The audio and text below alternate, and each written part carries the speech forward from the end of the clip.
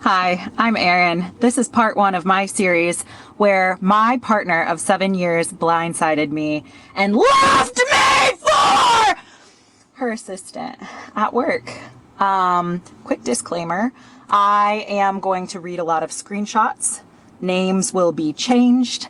And also some information may be redacted just because this is my story that I want to share, and I don't need to spill everything about somebody else's trauma just in case her name ever came out, because that's not who I am as a person. So I will do my best to protect information that isn't necessary to the story, while giving you the full picture of what happened. So it all starts with a trip to Pensacola, Florida. I went there to visit some of my friends. I go to Pensacola quite often. I travel quite often for work. That's a big piece of this story. And I was there for maybe 10 days, like just a couple weeks. And then I came home.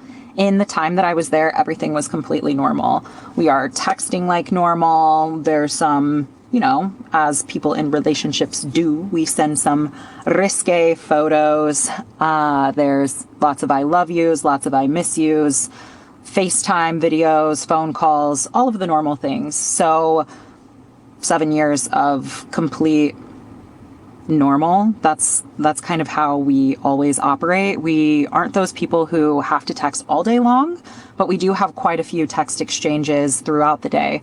So whole time I'm in Florida, we're like a couple hours apart because she's on California West Coast time and then I'm on in the Panhandle, so I'm on Central time. And every night it's I love you, every night it's a phone call, every night it's I miss you so much, I can't wait until you get home, texting each other, counting down the days until we see each other, which is typical for us. And I come home around midnight on a Saturday. She picks me up from the airport.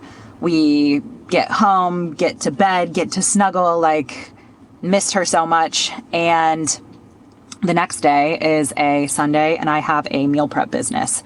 So I meal prep on Sundays. She had already told me she had plans with one of her friends, which is the coworker. And she was going to go help her find an apartment because her and her girlfriend had broken up. So she was needing to find a new place to live. A is my partner, was going to go help her, and they were going to have a girls' day. Cool, fine. She does her thing. I do my thing all the time because I have a very secure attachment style. I don't get insecure. I don't care what you do. Just go have fun. So she goes out and I do my meal prep, and my meal prep only took me a few hours, which usually it does take me all day. So I had texted her asking her, oh, are you still looking at apartments? And she said, no, actually, we decided to get a resort pass at one of the local hotels, and they did a girls' day at the pool. I was like, oh, okay, fun. Like, that's great. Which I was kind of sad because I had just been gone for 10 days. And then prior to that, I was in Zion for a week. So, I mean, I missed her. So I was a little bummed. But I was done around 3 o'clock, and come 8 p.m., I'm ready to go to bed. So I start getting ready for bed. I had texted her and she told me that she was going to get dinner and then she was going to be home. There was an accident and I went to sleep without waiting up for her. I was super sad, but that was literally the first time anything in our entire relationship had happened, like even remotely close to that. So it wasn't that big of a deal to me. And then the whole week after, everything was pretty normal. We had a friend over for dinner. I hosted. We had people in and out of the house. I got the house in order from me being gone for so long. And we carried on with the week. She's pretty busy with work, which all of that is very typical. But I felt like we hadn't had a ton of us time. So I went and picked up a chocolate peanut butter brownie from Nectarine Grove on Friday. I was super stoked to have a date. I texted her telling her that I made plans for us tonight. I had arranged a driver to pick up our bikes. My idea was to e-bike to the beach, go to a Michelin for dinner, and then get a driver to take us back home, really have some connecting time, because I felt like we hadn't had that in just a little bit because of travels. So I text her. I was like, I have a surprise for you. She gets home and immediately, like, I just feel weird. And I was like, hey, did you try the chocolate peanut butter brownie? It's in the fridge. Like, I think you'll really like it. And she was not really concerned about my chocolate peanut butter brownie. And I was just adamant about her trying this damn brownie. And then she was like, out of nowhere, I think we need to talk. And I was like, oh, okay. Like, yeah, let's talk. In the 7 years we've been together, we've had one disagreement. And that was maybe 3 or 4 years ago. And at the time, it was because I was a nanny full time and she wanted to have kids and get married and all of the things. And I was like, yeah, okay. Kids aren't really on my list, especially right now. I don't feel like I have the capacity to do that. If that's something that you need at that time, I probably would have been okay us walking away from each other. If kids were something that was that big of a deal to her. But of course, we let the next 3 or 4 years go on and we never really talked about it again. So she's told me when she started this conversation of we need to talk with, I feel like I haven't been living in my values. And she starts bawling. And I couldn't get her to say any words, which this is a very typical thing for her, where she gets really emotional and isn't able to formulate sentences. So I just go over to her, I give her a hug, I embrace her. I am like, baby, it is okay. It is just me. Talk to me. Tell me what is going on. So she's like, 1, 2, it's like, can't get it out. And I was like, okay, like, if you want to get married, like, let's go get married tomorrow. There's a whole story there, but a couple years ago, we were supposed to go to Tanzania, hike Kilimanjaro. My idea was to propose then. I always call her my wife. I call her my wife to everyone, but legally on paper, we are not married. But I'm not saying girlfriend after all of the years that we've had together, and partner, I'm not saying that. So I've always said my wife, my wife, my wife, my wife, my wife, my wife, my wife. And so then I was going to propose. She wouldn't take the time off of work. Things didn't work out. So then the idea was this year, January, February, hike Kilimanjaro. I'm going to propose at the top of Kilimanjaro. It's going to be this whole thing, whatever. So I tell her, if marriage is what you're wanting, like, let's go get married. Like, we can go get married tomorrow. That's no big deal. But kids, that's a topic we have to talk about. So we start talking about kids, and I'm like, I'm not a traditional person. Kids aren't something that I saw for myself. If you want children, we talk about how that looks for us. In several points in our relationship, we had talked about fostering. We had talked about adopting. We had talked about all sorts of different things, but she really had this idea that she wanted biological children, and she wanted biological children that are her DNA. And I'm not going to carry. Like, that was never a question. And I'm also not a traditional person. So I just told her, well, if you want to have kids, we could always do the van life thing. The kids can go in the van. I don't want them going to public schools. Maybe we leave the US. This isn't really a place that I want to be long term. And things just got kind of heavy from there. Part 2 of my series where my partner blindsided me, cheated on me, and left me for her assistant at work. So at this point, we're having the conversation of marriage and kids. And in this conversation, it feels very heavy, but I'm not really sure as to why it feels so heavy. But this is the first real conversation that we had had about this in, like I said, 3-4 years. So I can tell she's taken back that my viewpoints have quite significantly shifted from our previous conversation, but that was 4 years ago. So, we're crying on the couch, we're cuddling. It's, I love you, I love you, I love you, I love you, I love you, I love you. Kissing, kissing, kissing, kissing.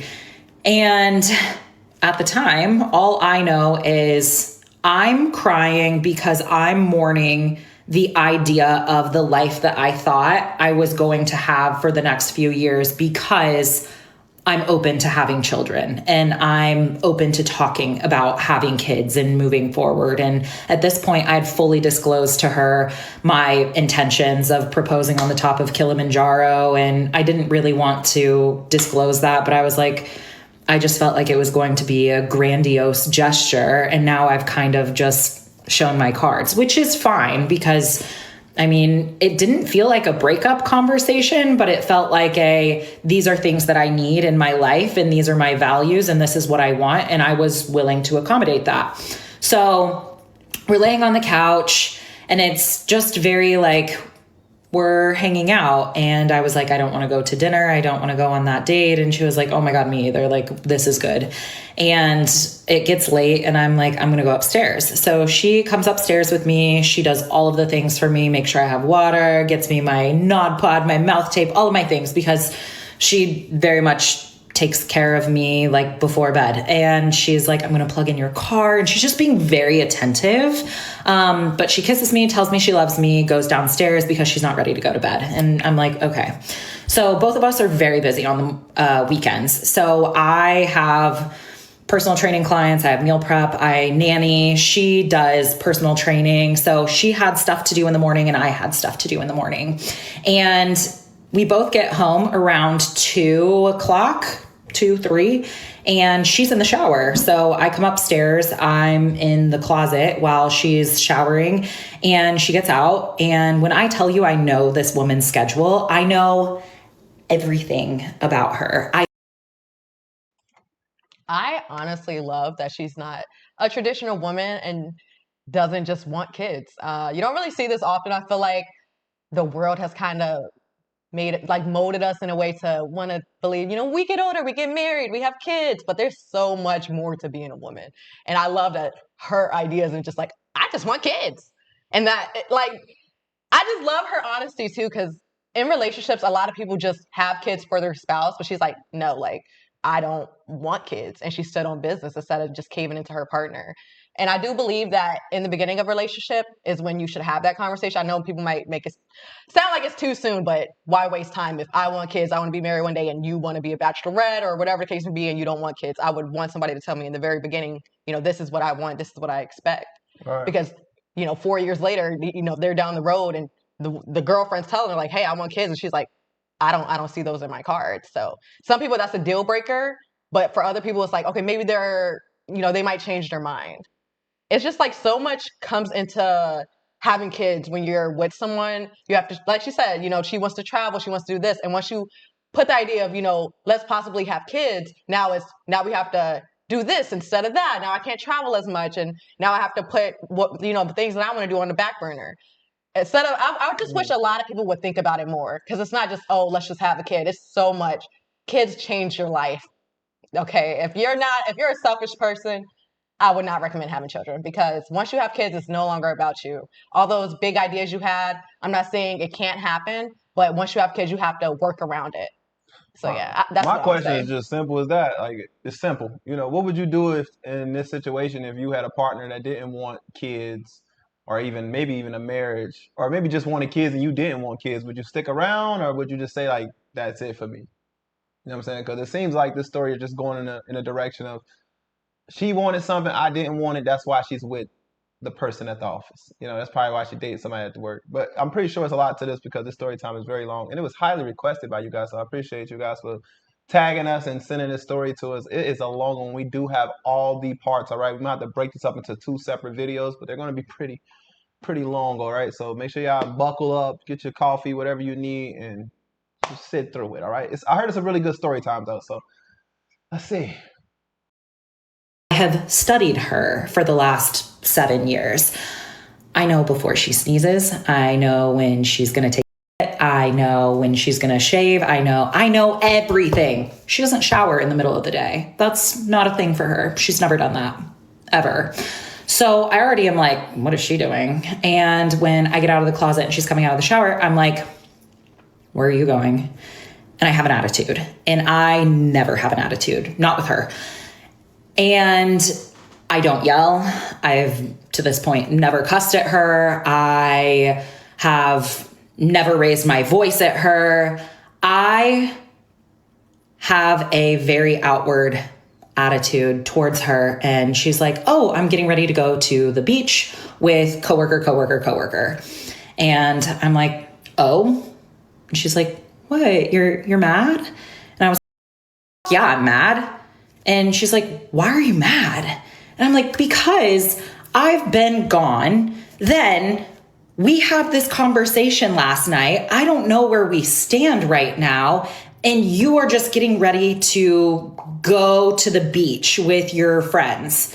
And she's like, I know it's not a great time, but I'm going to DD. I'm supposed to pick everyone up. And I was like, we need to talk first, because mind you, we had that conversation the night before and then didn't see each other in the morning. And then she's ready to go run off to the beach.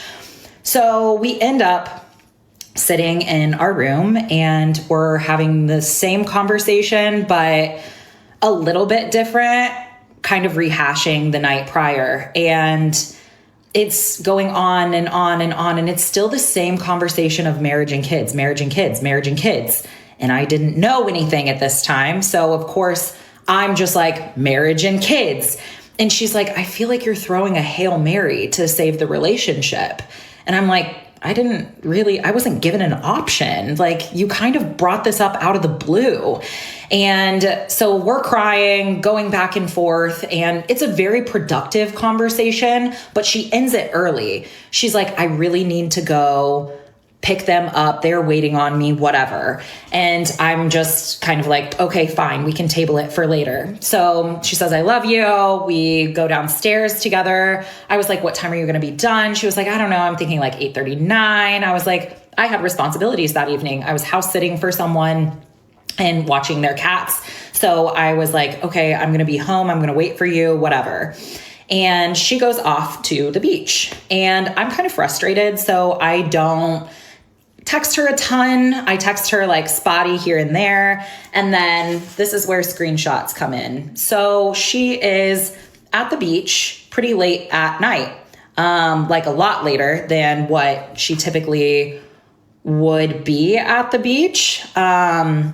We are those people who go to bed at 8:30 every single night.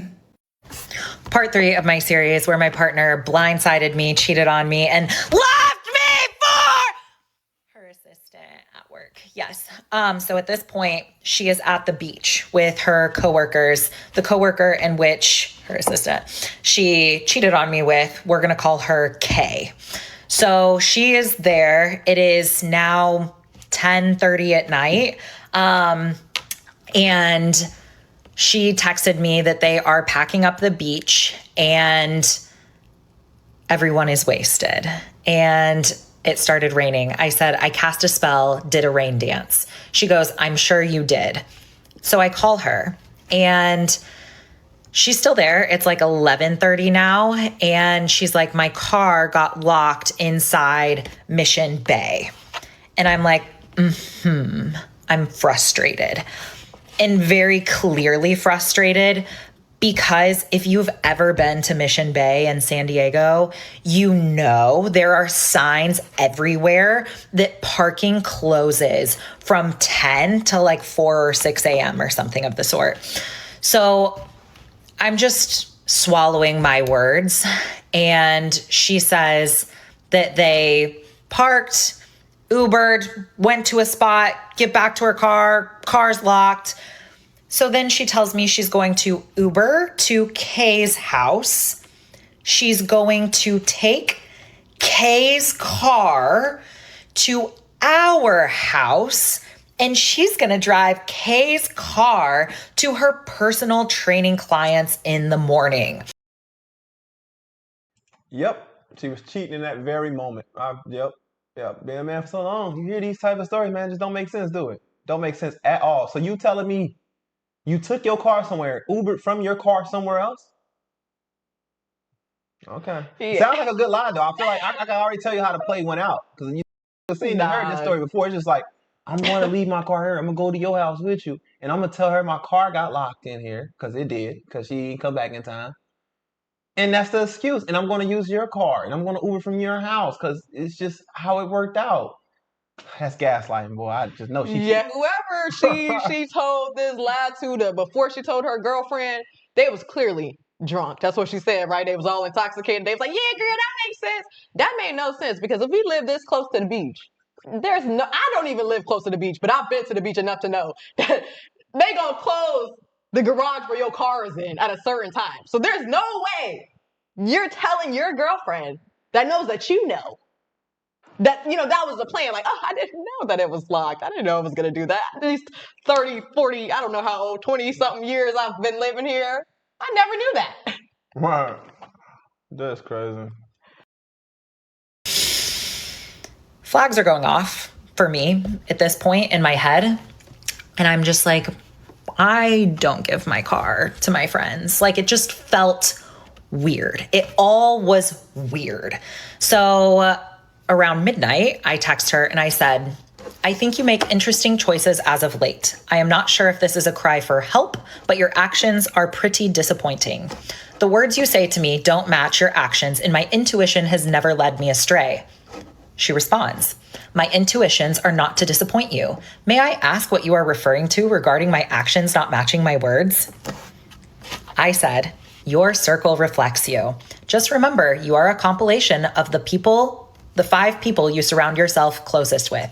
I told you I was going to wait up at home for you. You said you would keep me posted. That did not happen. So I made my way down to San Diego to care for the cats. I was house sitting. It's fine. I just think you make interesting choices. I cry my heart out to you and say, let's table it so that you can go get trashed on a beach with your friends. Who in that circle are you wanting to be like? Joe, our dog, is sick. I took him potty and it was like he hadn't peed all day. He was crying nonstop, not sure if he had any of his meds before you left. Our friend fed him. She responds, I understand what you are saying. I am not here to disagree or argue your points. The timing wasn't great for my hangout with my friends for sure. I hope it's okay for me to text this, but since we're already talking, I've gotten to a point where I feel pretty alone even when you are here. I don't feel a ton of togetherness, so in my mind, you have a busy schedule on the weekend, and I want to go do things. I have a huge role in the lack of togetherness, so I don't want you to feel like I am blaming anything on you, and you may feel we have a ton of togetherness. I am home, by the way, well after midnight. I said, I have only felt the lack of togetherness since I got home from Pensacola, which is why I was really making an effort to plan a date just the 2 of us yesterday. But there is a common denominator in who you have chosen to spend your time with. I don't ask permission and I don't expect you to either. But it's common courtesy for you to tell me of your plans, and you didn't do that until you were walking out the door this week or last. Mind you, she went with Kay to the hotel resort pool the weekend prior, and now this week she's walking out the door going with Kay and 2 other coworkers to the beach. Felt weird. Then I said, I felt really alone last Sunday when I went to sleep by myself after having been gone for 3 weeks. My meal prep only took me 3 hours. That was a choice that you made, and it felt not so great, but that's the first time anything like that had happened, so I let it go, but it doesn't make it hurt less. Mind you, this is probably the first actual argument we've ever had in our entire relationship.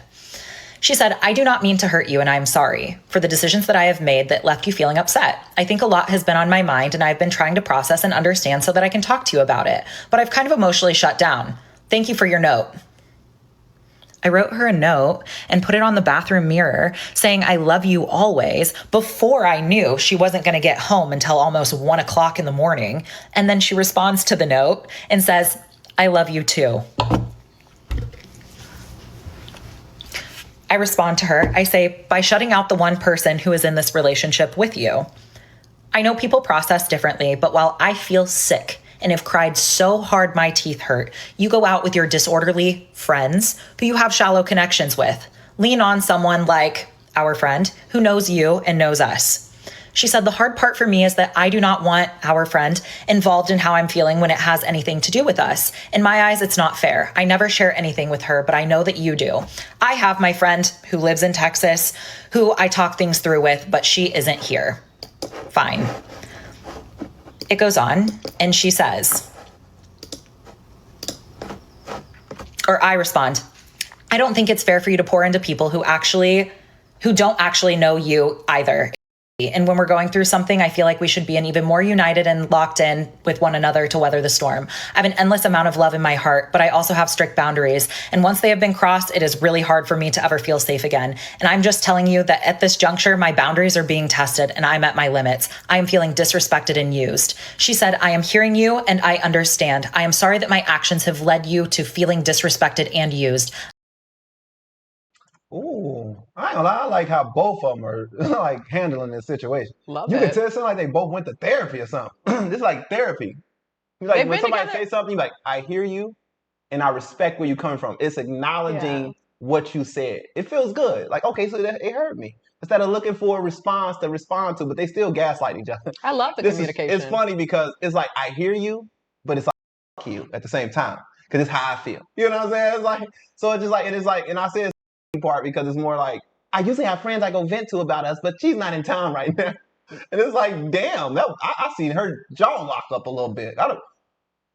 Like, what do you mean? Like, you said that very well. You know, at times like this, I feel like we should keep these things. We should be more united. I feel where you're coming from. Love that. You know what I'm saying? Like, we should definitely be more united. People outside our relationship shouldn't know, AKA, shouldn't know what the hell is going on in our relationship, especially when we're going through turmoil. If you're not sitting there talking about why are you bringing up all the, why are you so eager to share the, but not eager to share all the good stuff? So that way, you know why they do that though, right? It's so that their friends can be complacent with what they can be. What's that word I'm looking for? They can be just, they can be involved. They won't get in their way when they're doing against their partner because they know that, oh, she told me that all the bad stuff that they're going through. It's all part of manipulation. You know what I'm saying? But I respect the way they are handling this though. At the end of the day, like she's definitely getting hers off without saying anything crazy. You know what I'm saying? But that's up. Yeah, I was pretty impressed. She said they've been together for 7 years and only one disagreement. Like, impressive. But that means somebody was biting their tongue the whole time. Maybe it's just the way they talk about the communication. It's no yelling. She said they've never like cussed each other out. It's very respectful. You know, people can get their point across without being disrespectful. You know, it's possible. Clearly, somebody biting their tongue though. Or maybe they're just decent. If it gets to a point, like think about it, it got to a point that it just overflowed out of her. Like she's emotionally crying in the bathroom because she's feeling like she's not fulfilling her womanly duties. That's what she said. Like I don't feel like I'm living my purpose, like the purpose of reproducing and recreating and stuff like that. She let it get to that point. That's why I said somebody's biting their tongue. This many years without saying anything, but then having all these disagreements building up. Yeah, how you handle it, perfect. But obviously, it was too long. You took too long to get this out. You could have been said that you probably felt this way year 1, but you ain't saying that until year 4. Now it's overflowing, and now you're looking at your partner differently because she's standing on what she's always stood on, and you was hoping that maybe she would change her mind or something. Like I said, somebody's biting their tongue, and you could tell she was biting her tongue because she even told her in the beginning, like, I feel since we're on this topic, I feel as though I'm just here. I'm not. I'm just living. I'm not enjoying my life. I'm not. So she's telling you how she's always felt. So even though you never heard this, it's probably a reason why. You know what I'm saying? But in that same sentence that she's saying, oh, I feel like we're distant. When her girlfriend got back home, she instantly went to go hang out with her friends. So that was just like gaslighting. You can't say, oh, I feel we're distant. I feel that we're not spending a lot of time together. And then when I finally come home, you're out the door. You can't say that and then that's why she's saying your actions aren't matching your words at all. She has valid points here. But I will say this. When you've been with somebody for so long, like you said, she knows her girlfriend every move, even before she do it. If you are in a long-term relationship and you think you're about to cheat and get away with it, let me tell you. Women's intuition, first of all. Men's intuition, too. Like, we can see that shit, too. There's pattern. When you start dipping elsewhere, your partner can tell. Whether it's they're going to notice something different in the bedroom or just the way that you're moving. It's obvious. If your pattern is changing, you're showering in the middle of the day before you go out and never done this ever the whole time we've been together. Of course, the first thing I'm thinking is you're being weird and you're definitely sneaking around doing something. If you're going to cheat, at least be good at it.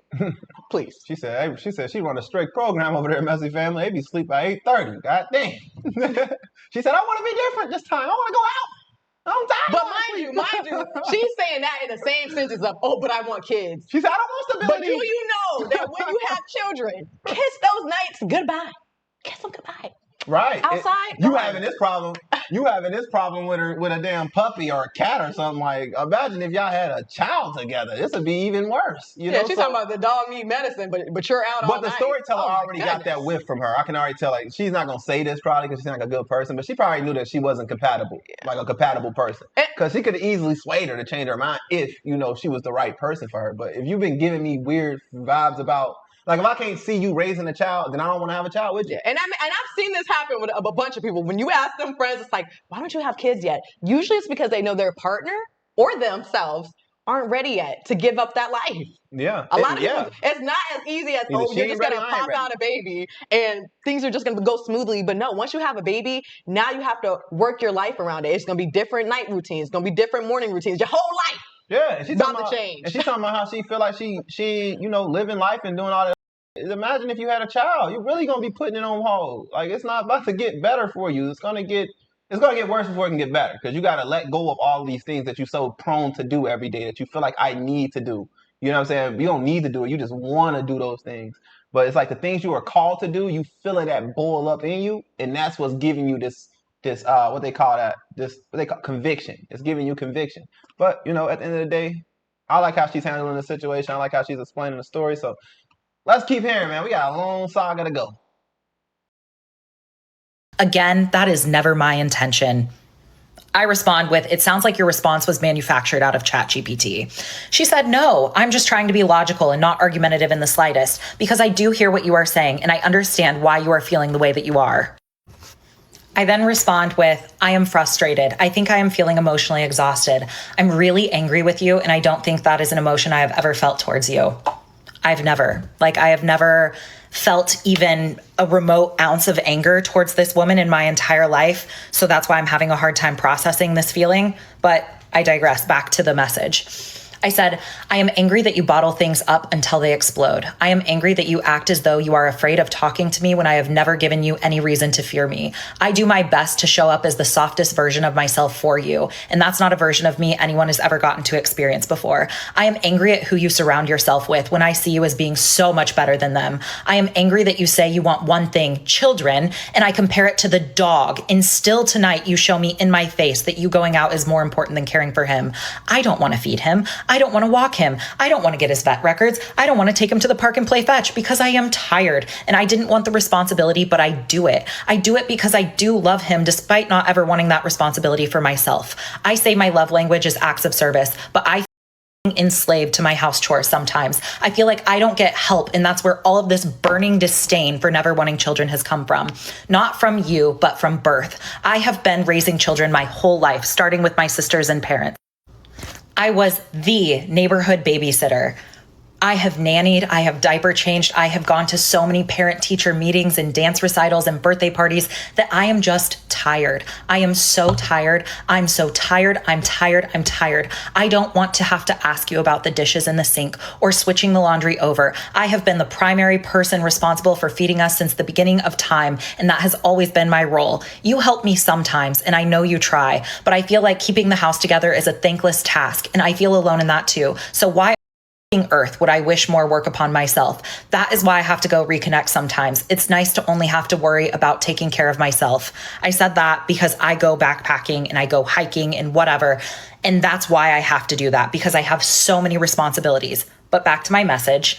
I said, and that's why I say my love language is acts of service. Because if love is just putting away your dishes and washing your laundry and helping you walk the dog, I will spend the rest of my life doing those things because it makes your days easier. I want to make your days easier. And I don't know where or when or how, but somehow when I was putting away the dishes, I started making your days harder. And maybe it was my fault too for not telling you that I was sacrificing my own happiness to keep our world going around, but I've been wanting help for a long time too, but not help like I want my dishes to be the only ones I have to put away, you know? Part 4 of my series where my partner blindsided me, cheated on me, and left me for her assistant. Yes. Okay. So we're at my text message exchange with her, and I have just finished saying, like, I don't want my dishes to be the only dishes that I have to put away.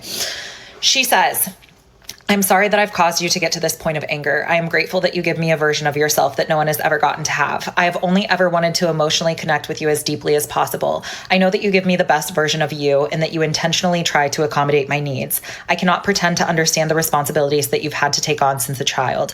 I didn't realize that you have been so frustrated and feeling enslaved to the household chores. Those are things that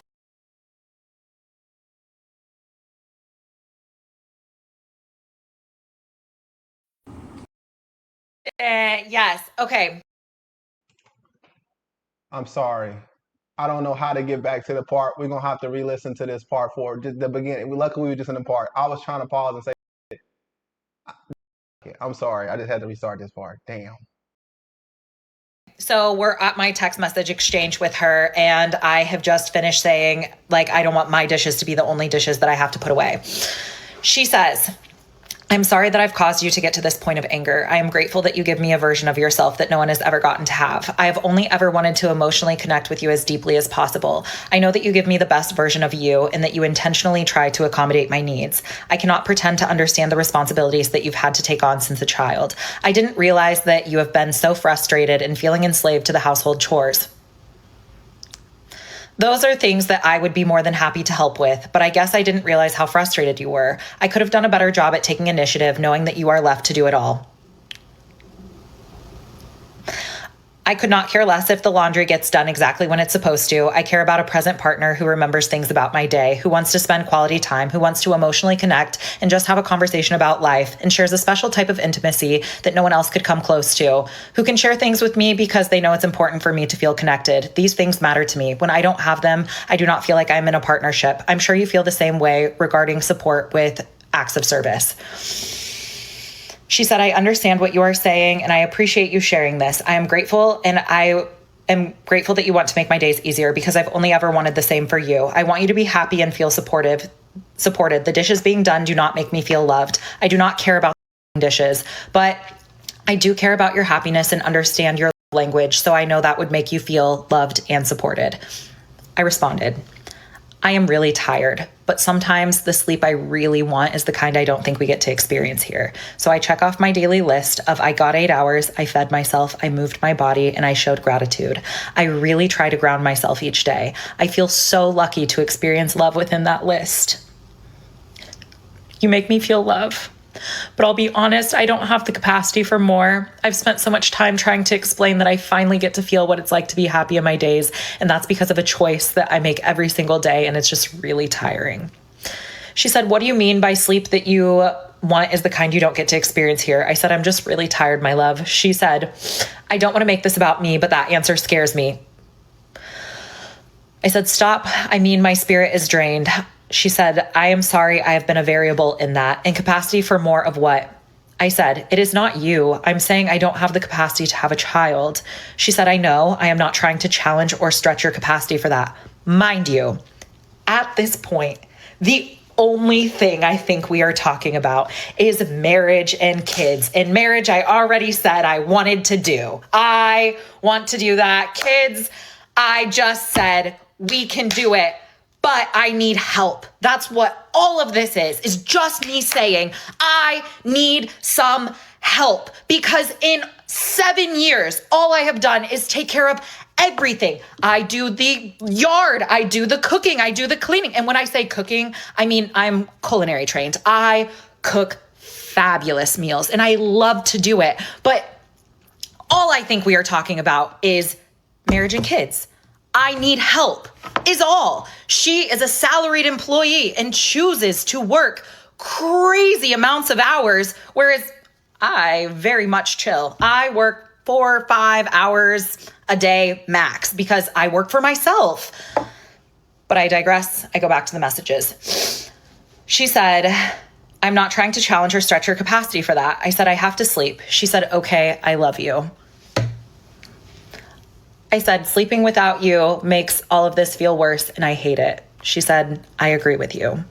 So the next day rolls around. She has training in the morning. She had her clients, because remember, she took Kay's car to go train her clients. And I have meal prep in the morning. I am nannying later in the afternoon. So I have a little gap in the middle of my day. I finished the meal prep early in the morning. I had stayed down in San Diego house sitting. So I come back up to home and I finish that. I get done. I'm probably finished around noon-ish. And I asked her if she would like to go with me when she got home from her personal training clients to go back down to take care of the animals that I was caring for in the house before I had to nanny. So she says yes. Mind you, we've been going back and forth for 2 days at this point, and all that we've been talking about is marriage and kids. Friday, Saturday was the beach day, marriage and kids. Had that whole conversation until like 2:00 in the morning over text message. And I said I needed to sleep. And then she gets home from her personal training clients and I need to go take care of the house. So I'm like, you want to come with me? And she's like, yes, sure. So we get in the car and she is clearly nervous in the passenger seat. She's like fidgeting around. And I'm like, can we continue our conversation? Like, keep talking. And she was like, sure. And I said, can I ask you, who promised you the world? And she's like, what do you mean? And I said, who promised you the white picket fence and the house and the 2.5 kids and the dogs and the cars and the everything? Because this feels really out of the blue. Mind you, we have never had a fight. We've never had a fight. We had one conversation about kids 4 years prior. So when this is handed to me when I get back from a trip, I'm like, things feel weird. So I asked her, who promised you this? And I want to guess it was Kay, the one friend that just became single. And this is why you have to watch out for them spouses, friends that are just now single, because you know what? They want their friends single too, so they can have all their time. And I feel like Kay, the one who brought it up, be like, I want kids. Mind you, Kay is also a lesbian. Okay, we're all on the same page. So maybe that was her reason for her and her spouse breaking up, because she want that house. She want them kids. And her spouse was like, I don't want to do that. And then now A can relate. I'm going through the same thing. So let me now, after 4 years, bring up this topic to my girlfriend. Right. And now that you're going through a breakup, let me start hanging out with you to console you while you're going through this breakup when me and my relationship are going through turmoil. But let me not focus on that, because Kay is so important with the fact that now she's single. I don't think it was a coincidence. Obviously, the hints of they ended up getting together and she cheated on her. So we already know that is what happened.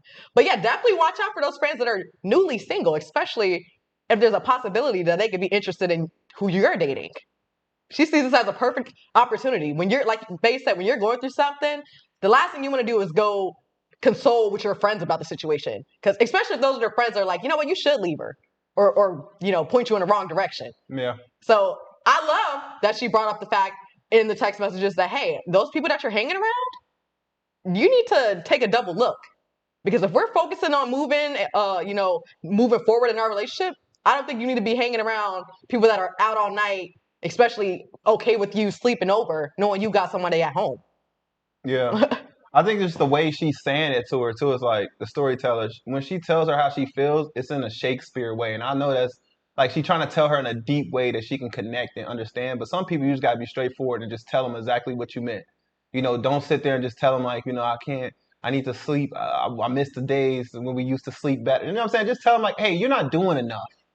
You're not doing enough to be asking me for kids, because that's really what it is. You're not doing enough. That's what happens when you sugarcoat. You see what I'm saying? The reason why they don't have arguments, because somebody's not putting their foot down and we know who it is.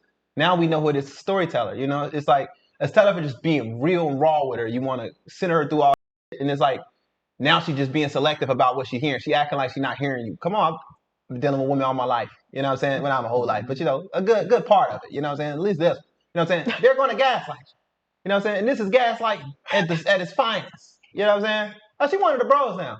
So it's like, I want to be real with you. You know what I'm saying? That's gaslight. She knew exactly what the hell you was talking about. But that's why you can't give room to gaslight. You got to be straightforward with it.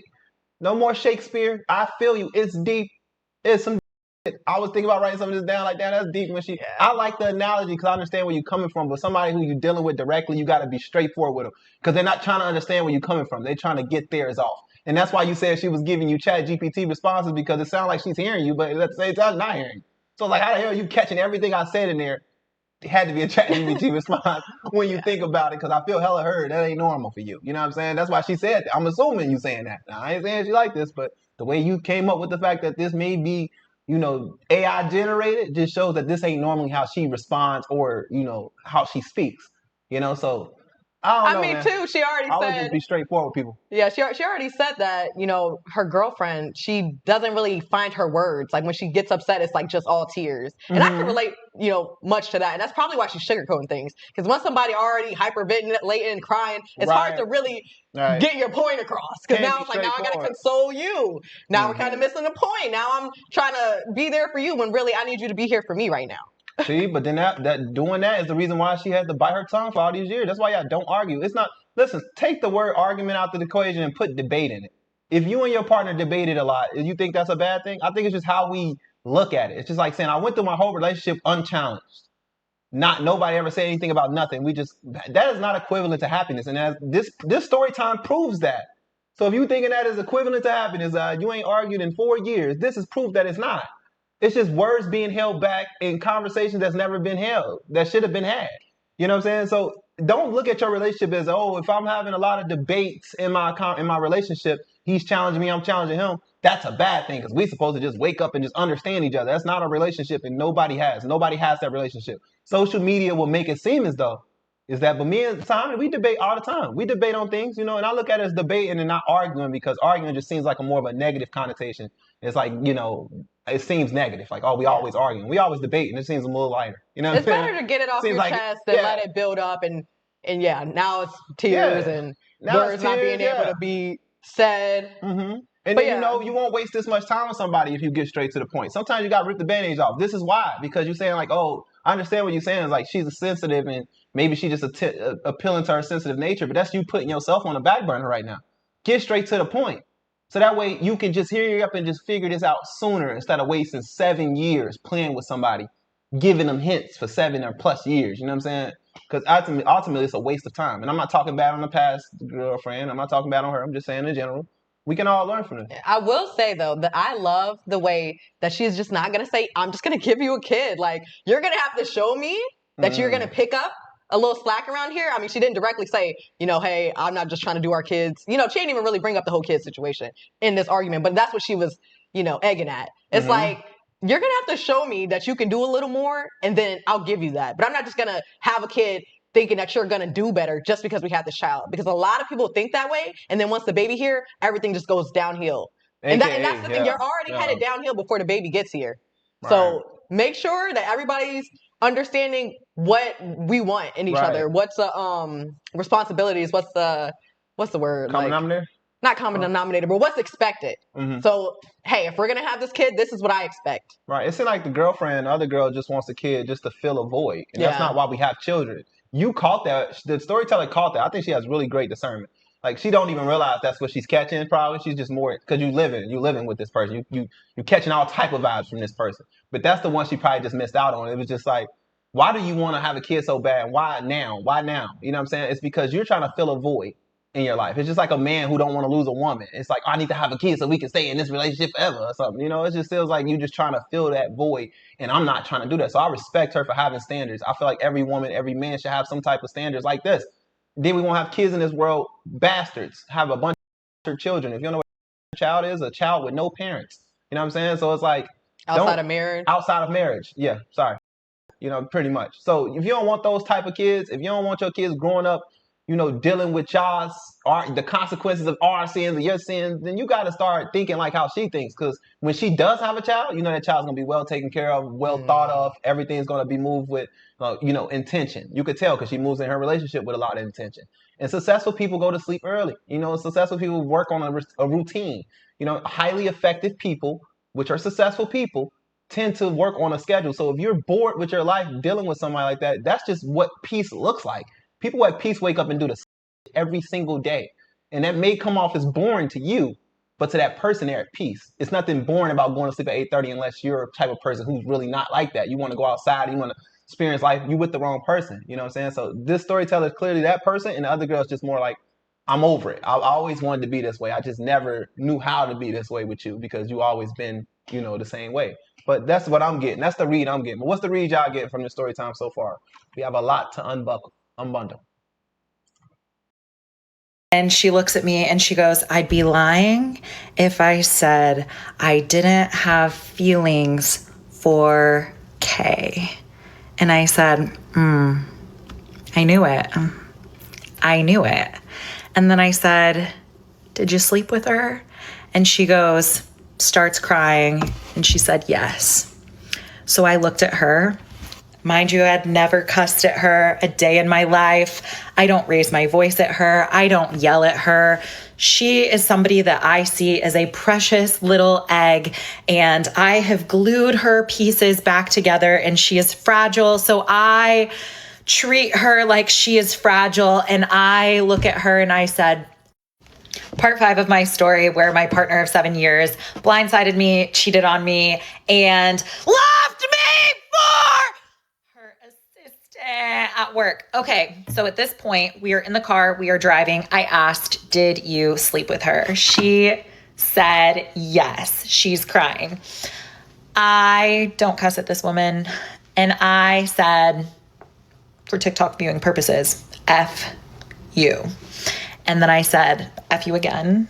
And then I said, F you again. And then I said, F you again. And I was like, I want to crash this car. And I start rattling off questions. I said, was it good for you? Did you think about me? How many times, how long ago? And she's answering all of my questions. I said, when did this start? She said 3 weeks ago. I said, how many times? She said 1 time. I said, do you feel good about it? She said, no. I'm rattling anything that comes to my brain at that moment. I asked her what date. She couldn't come up with a date. That's not true. I'm sure you could come up with a date. So I told her to get out of my car while I was driving. And I'm pretty sure I was driving 60, 70 miles an hour. So I pull into the nearest neighborhood to make a U-turn and take her back to my house. So I drop her off. I yelled at her the whole time. I told her to get out of my car. I really don't remember exactly what was said because it was so heat of the moment crazy. And I was losing my mind, if I'm being completely honest, as one does when they're blindsided and the rug is ripped out from underneath them. So I drop her off at the house and then I text her immediately because I am enraged. And I said, you have a lot to think about. I will give you until tomorrow. And then I texted immediately and said, that was such a thing to do. She responds to me, you are right and I'm sorry. I said, I don't know if you are. That's what sucks. I said, I deserve better. And then I said, this is our friend and our friend. I said, you saw what that did to our friend. Year 7 too. And then you took her car. Like she's a girlfriend. I knew it was all off. You make me sick. Kay didn't promise it, but you did. Pause. Our friends went through this same thing. Year 7, one of the wives cheated on the other wife with a girl from work, left her for the girl from work, and then our friend, the one who we stayed friends with, the one who didn't cheat, came to stay with us, laid on our couch, shaking and crying, and I would hold her while she cried. That was her first call.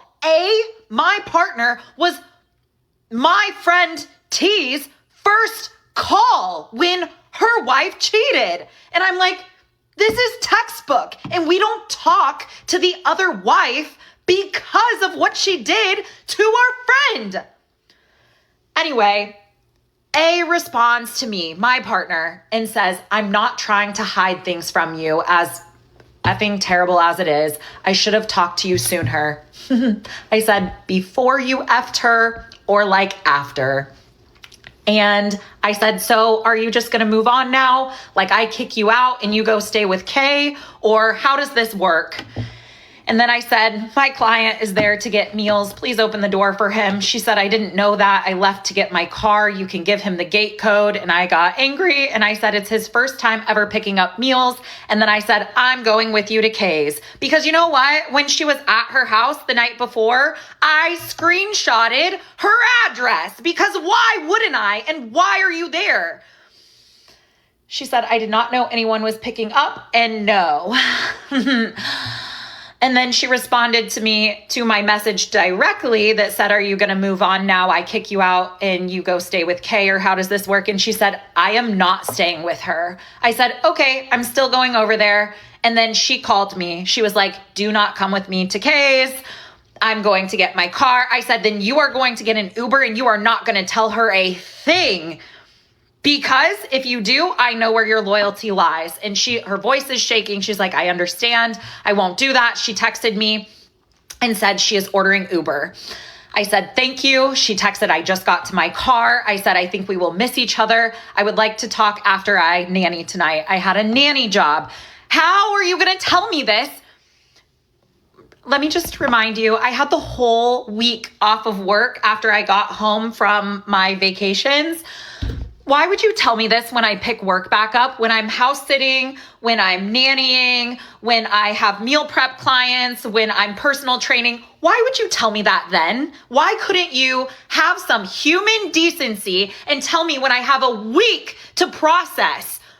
But, you know, consideration clearly wasn't on her list of things, even though I consider her in everything that I do.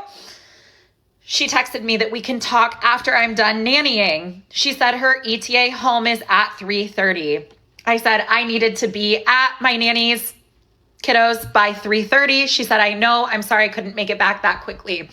I said, I want you to think of a plan of action moving forward. What your thoughts are. I want to hear actionable items that we can start implementing this week. That is the conversation I would like to have tonight, just so you know where my head is at. She responds to me, okay, I understand. Perfect. That was it. I nannied until almost 11 o'clock at night. It was not supposed to be that late, so I was thinking like, oh, we'll have plenty of time to have a conversation. Mind you, this is a Sunday night, so we both have work early in the morning on Monday. She has personal training clients. I have personal training clients. But 11 o'clock comes around. I'm done nannying. While I was nannying, made a list of what we are going to do to reconcile and repair our relationship, because what was that? So I go and call her. I'm like, I'm on my way home. She is asleep.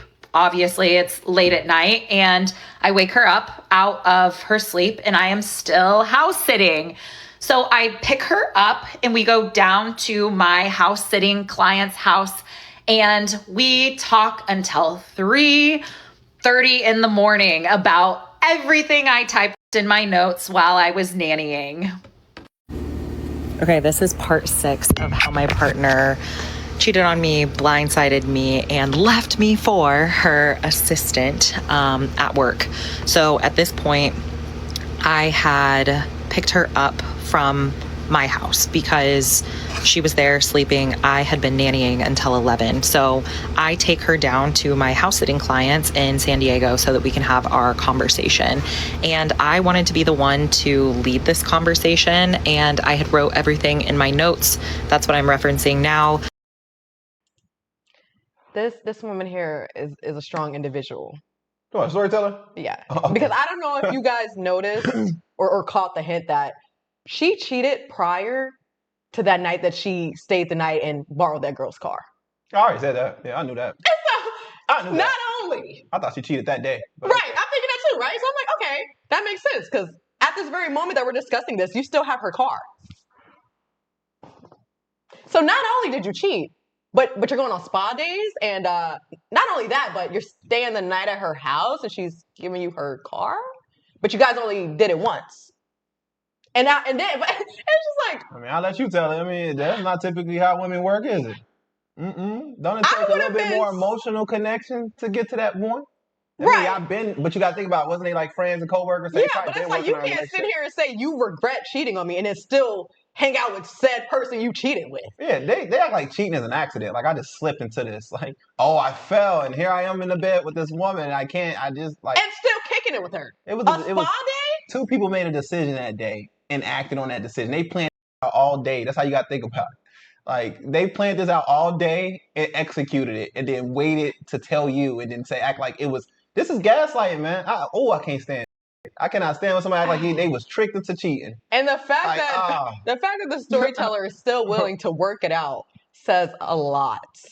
Because, wow, I get you don't want to throw 7 years down the drain. But this girl just cheated on you and then tried to say she still wants to get married and have children, even though you don't really want children. So is she planning to continue to cheat and just have you at home with a kid? Right. Like, this would have triggered me. And then if you're going to be a cheater, please where you sleep at. And not even sleep at, but work at in this case. Right. Why would you cheat with somebody that you have to see daily and that I would have to see? You work there. I'm going to come to your job. And this girl is so 2 steps ahead that she screenshotted where the girl lived. Period, poo. She own it. Yeah, I like that. That's because she knew she was a cheater from the jump. I'm telling you, you don't like this unless you don't trust your partner. Unless you really just concerned of her safety. She could have just been concerned that maybe she's somewhere she, just to know where she at. But it's crazy that you got to do that. Why don't she just tell you, like, hey, I'm going here. Here's the address. It's usually you have to have her damn location. She should be able to just tell you where she's going and that's where it's at. I mean, I sleep better at night. I wouldn't want to deal with somebody like this, honestly. 7 years would have been a waste anyways. But it's not a waste unless you look at it. It depends on how you're looking at it. And then I learned I would have learned a lot from this relationship. You just remind me of the icing on the cake. Their friend literally went through the same thing after 7 years. So she heard what happened to your friend and said, this the blueprint. Yeah, that's the blueprint. 7 years, I'm going to do the same exact thing. Yeah. I would have been livid. Yeah. And she making you feel good. That's why it was all manipulation. The whole time she acting like that's the reason why she against the other friend. The whole time she didn't see no problem in that. She just know you was super passionate about that. So she was just, this is going to make my girl more comfortable with me going out if I just go hard on how bad this girl doing, knowing shit stink too. That's why I'm like, she been just gaslighting you, man. If you got to talk to somebody for 3 hours, it's a lot of gaslighting going on in that conversation. Like, why are we talking for 3 whole hours after I get off of 11-hour shift? Like, you think I'm about to sit here and talk for 3 hours? That means you're not listening. Or somebody's not listening. There's no you communicating like we just did through this text message for 3 hours. Because if you hear me and I hear you, this should be resolved. We can resolve this in like 30 minutes. Maybe a 5-minute, 30-minute chat. Because it just gets straight to the point. That means you're lying, you're gaslighting. A lot of crying, in between a lot of consoling. Right. So it's like, man, have you ever... I would have knew she was ChatGPT and me if the conversations in person never, match up to the conversations on the text. And then coming in quick, too. Like, come on now. Cheating is a choice. Don't let nobody give you excuses. You made me feel this way. I felt this way. No, you made a choice. Yeah, you can show up for yourself every day, your partner every day. You don't have to, even if you get bored, you got to look at yourself and be like, what about my life is boring? The fact that all my bills are paid, the fact that I don't have to struggle like everybody else, and my life is just boring because I don't have any type of excitement. That's what y'all be missing, that excitement. To the point that I'm at my house, I got to get that excitement somehow. I'm going to blame this person right here. I'm going to blame Sahani and say, it's because my life was too damn good. You never made me feel like I can do no wrong. And blah, blah, blah, blah, blah, blah. Like, I just weak. That's why I don't listen to no damn excuses. If you say anything other than I did what I did and it's because and you blame it on me, I'm leaving it. I'm leaving you if you cheat. I don't give a what your reason was. I'm just being honest. You should leave me, yeah. Kay she took advantage of me. Yeah, like tricked me into sleeping with her. I didn't think it would happen. Tricked me into taking her car. You just happened to make me mad that day, and here she was rubbing my back. Like, what are we talking about? Like, this get crazy in a relationship. That's why I just leave people before you play with people like this, because you never know. All them years of not talking crazy to her, here we go. Now I'm talking crazy. And then it's I don't want to live with her, but I'm willing to risk my own household and 7-year relationship. But no, I don't want to be with that girl. I don't want to live with her. You ain't got no choice.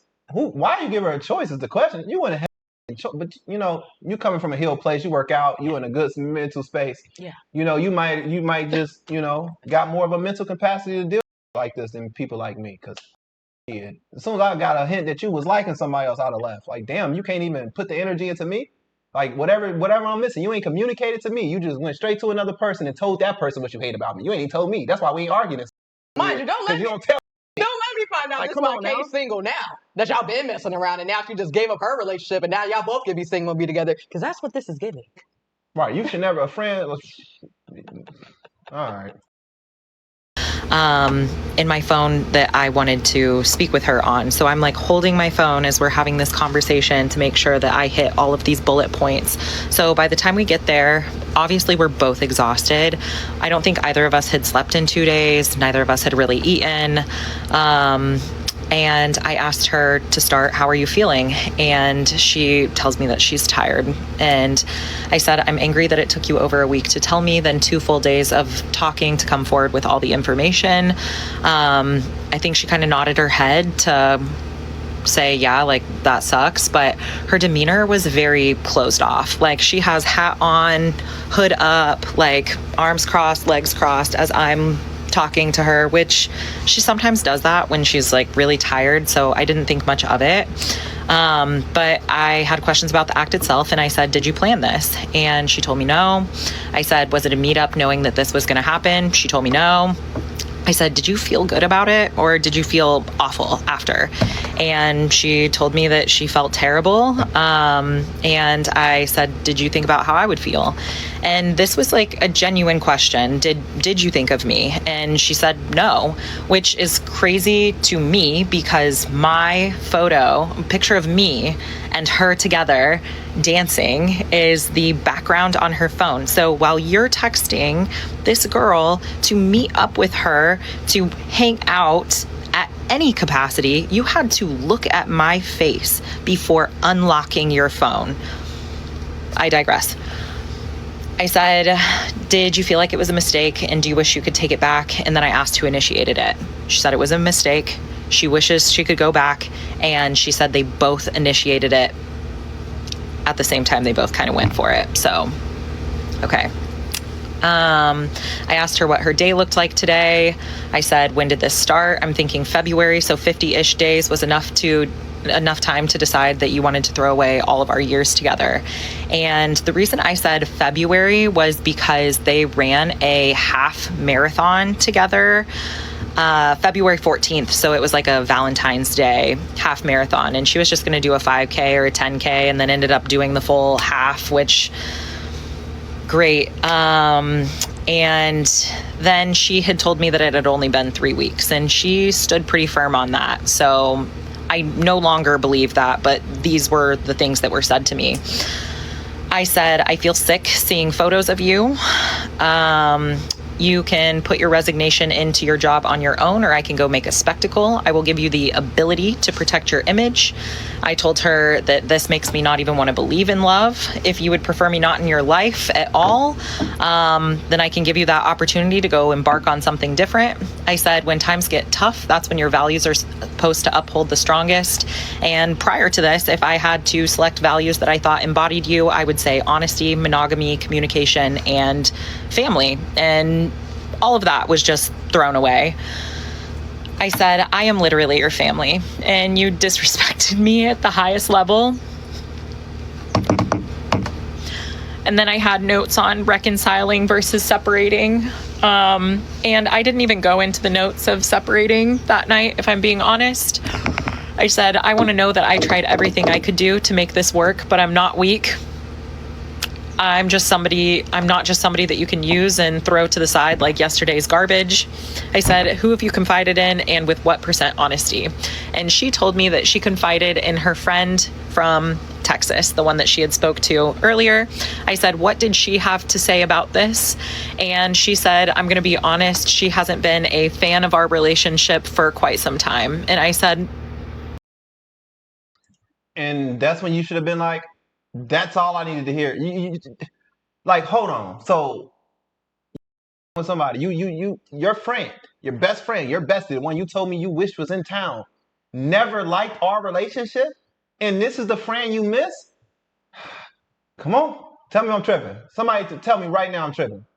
Like, that ain't something to be like, this my op too, or am I tripping? Like, is it just guys that think like this, or? Now that gotta be her op. If your Just an spouse op, goes right? cheat, the first person they go tell is okay with it. That's clearly an op.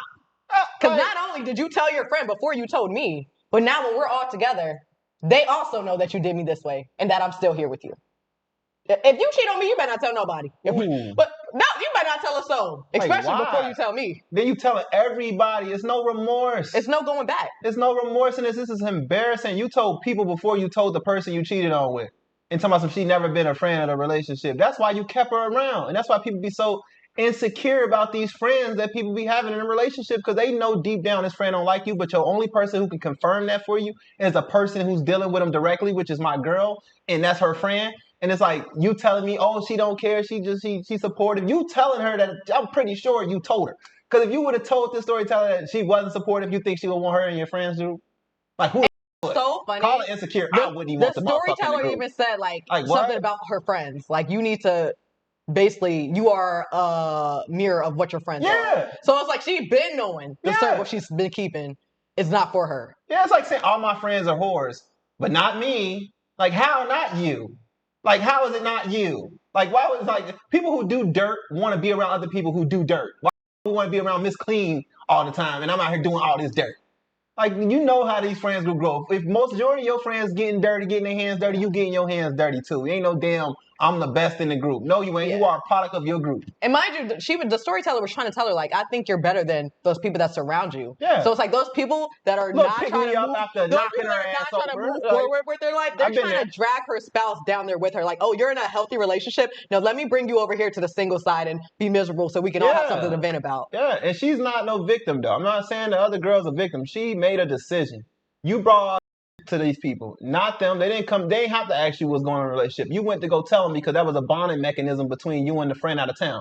You and that friend been messing around. Y'all probably was messing around, if we want to be honest, but we ain't going to get into that because we don't got no proof. But I promise you, I wouldn't put nobody she talked to past it. Man, I would have been thinking about every time she took a trip to Texas. Oh, no. My spider said, once she admitted to kissing the girl, I already knew. I would have been like, oh, yeah. But it was only a kiss. I can't stand who tell half the truth. It was only a kiss, and then they kissed me. Okay. But you never cut the person off. Y'all been friends this whole time. You just wanted to keep it to yourself. And you didn't tell your partner. And she just went to that girl's house. And you got me at the girl house giving her and this was 3 weeks ago, mind you. You just was driving her car. Y'all was just having a spa day. You were just telling me about marriage and kids. Why are you in my ear about marriage and kids and you can't even be faithful in a relationship? This be them situations. That's because you're trying to trap this girl. But yeah, that's what I'm saying. When them relationships are at the brink of ending, this is when people say, let's have a kid. Yeah. Let's get married now. Yeah, she doing the man. She thought it was over.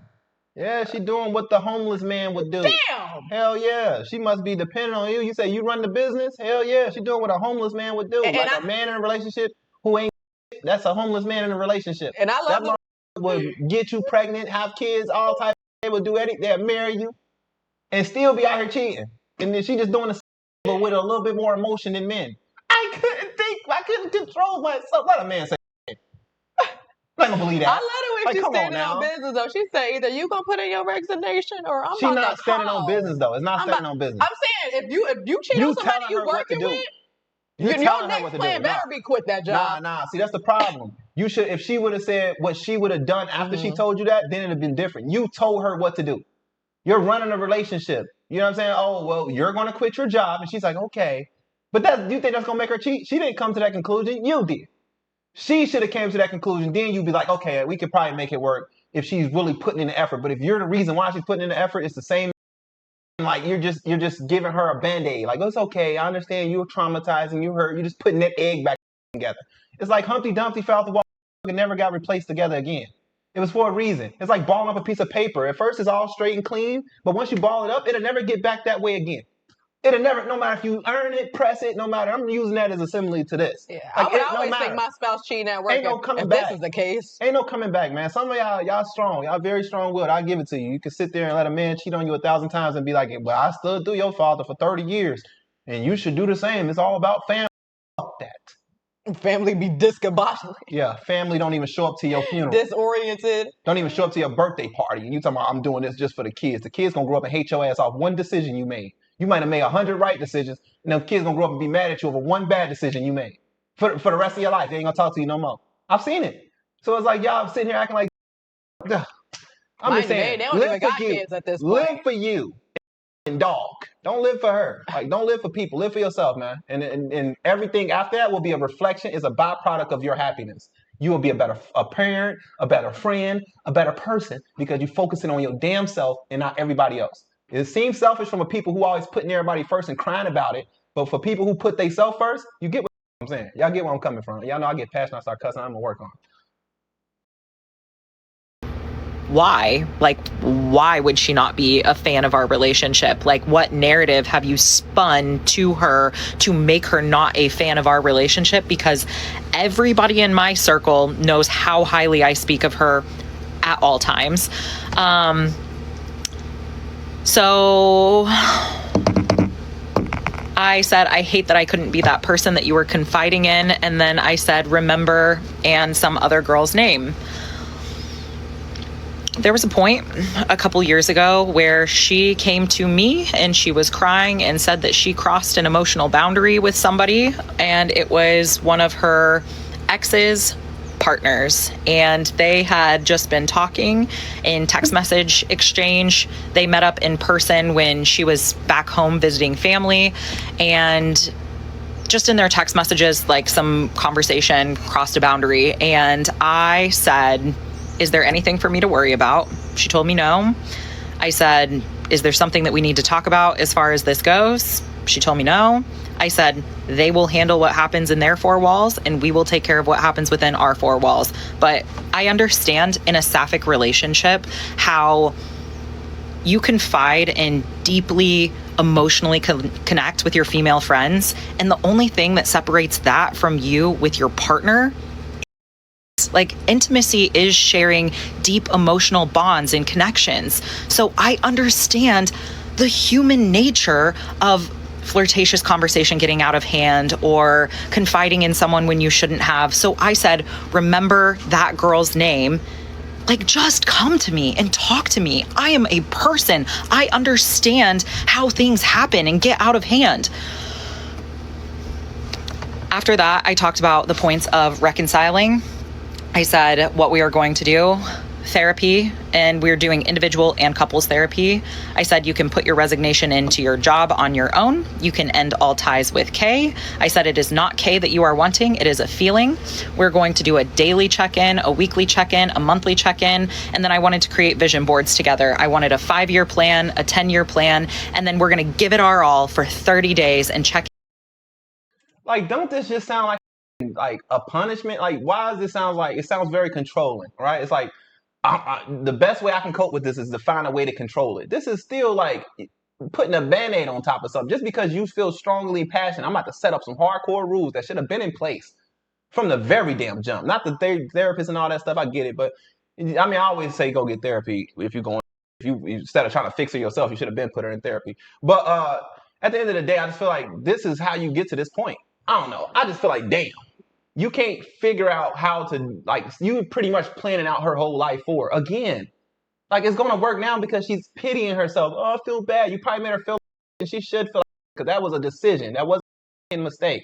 But it's like, yeah, you doing this is just proving my point. It's like, she's not changing. I can tell you now, by the end of the story, she didn't change. Like, no way.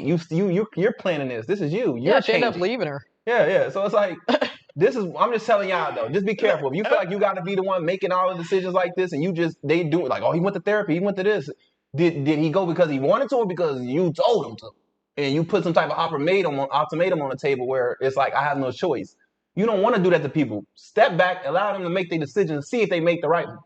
If you really want to reconcile and you want to see if your words are processing right, don't tell them what to do. See what they do.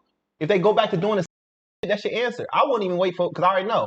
It's just reading people. You got to learn how to read people, man. Good discernment. Listen to that thought in your head, man. It's not always insecurity and crazy. It be your body. That's your trauma response trying to warn you, like, hey, something that traumatized you before is starting to happen again. This person is experiencing the same, characteristics as the person who traumatized you before. Maybe you want to start going through their phone, or maybe you want to start like looking into this person.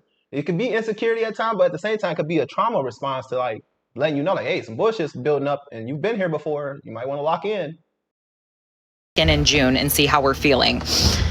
Another non-negotiable was an intentional 45 minutes together every evening with no phones allowed. I'm frustrated because if there was a lack, this should have been implemented sooner. all of this could have been avoided. If you still love me and I still love you, and you felt there was a deficit in our relationship and not a misalignment of core values, then talk about intimacy, talk about quality time, talk about the things that you're needing with your partner instead of getting external validation from a coworker who doesn't deal with your dirty laundry, quite literally. So, then I had notes on separating, and I didn't even go into that with her. I said, I'm not going to beg you to stay. And then I asked questions in regards to my future. And I was like, would you be okay with seeing me with someone else? Because that's a reality you're going to have to face. And then I said, I'm not sure that you're seeing that far. And then I asked if she would feel how she would feel if they got what she wanted, because I want the same things. I want marriage, kids, that's up for negotiation, but I want to be married. And so I was like, marriage and raising a family, and I'm not trying to be manipulative, but this is simply what we spoke on before. I want you to consider all of these things as I have, because when we walk away for my own sanity, I have to be done. And I gave her all my cards. I gave her absolutely everything. I told her that I had talked to my sister. I told her that my sister said, don't even let think that I'm considering working it out at this point. You're bargaining way too early. But all I see is my life in front of me and the rug being ripped out from underneath me. So I am going to cling onto whatever I possibly can, because as far as I was concerned, I was in love with all of my heart and soul, and I had 100% committed to everything. Just three days ago at this point. So I was like, I don't want to push you further away. I wish it never got here. I want us to reread our old notes to each other. And then I told her, I realized that Kay has me blocked, and she has me blocked on every account that I have access to. And let me tell you, when I did social media for work, I have access to a lot of accounts. Part 7 of my partner of 7 years blindsiding me, cheating on me, and leaving me for her assistant at work. So at this point, we finish our conversation down at my house sitting client's house. It is 3:30 in the morning, and we decide to go back to our house to get some sleep. So I make my way back home, and we get in bed, and everything is like trying to get our nervous systems to just calm down. So we're cuddling, we're spooning, we sleep together throughout the night, and it was the worst night of sleep I think I have ever experienced in my entire life. I had a couple of panic attacks throughout the night. She is the one who is holding me. She is rubbing my chest. She's saying, it's okay, you're safe, you're loved. She's kissing me and telling me that I'm going to be okay. I just start crying randomly while I'm trying to sleep. Like, I'm just trying to get my heart to stop racing.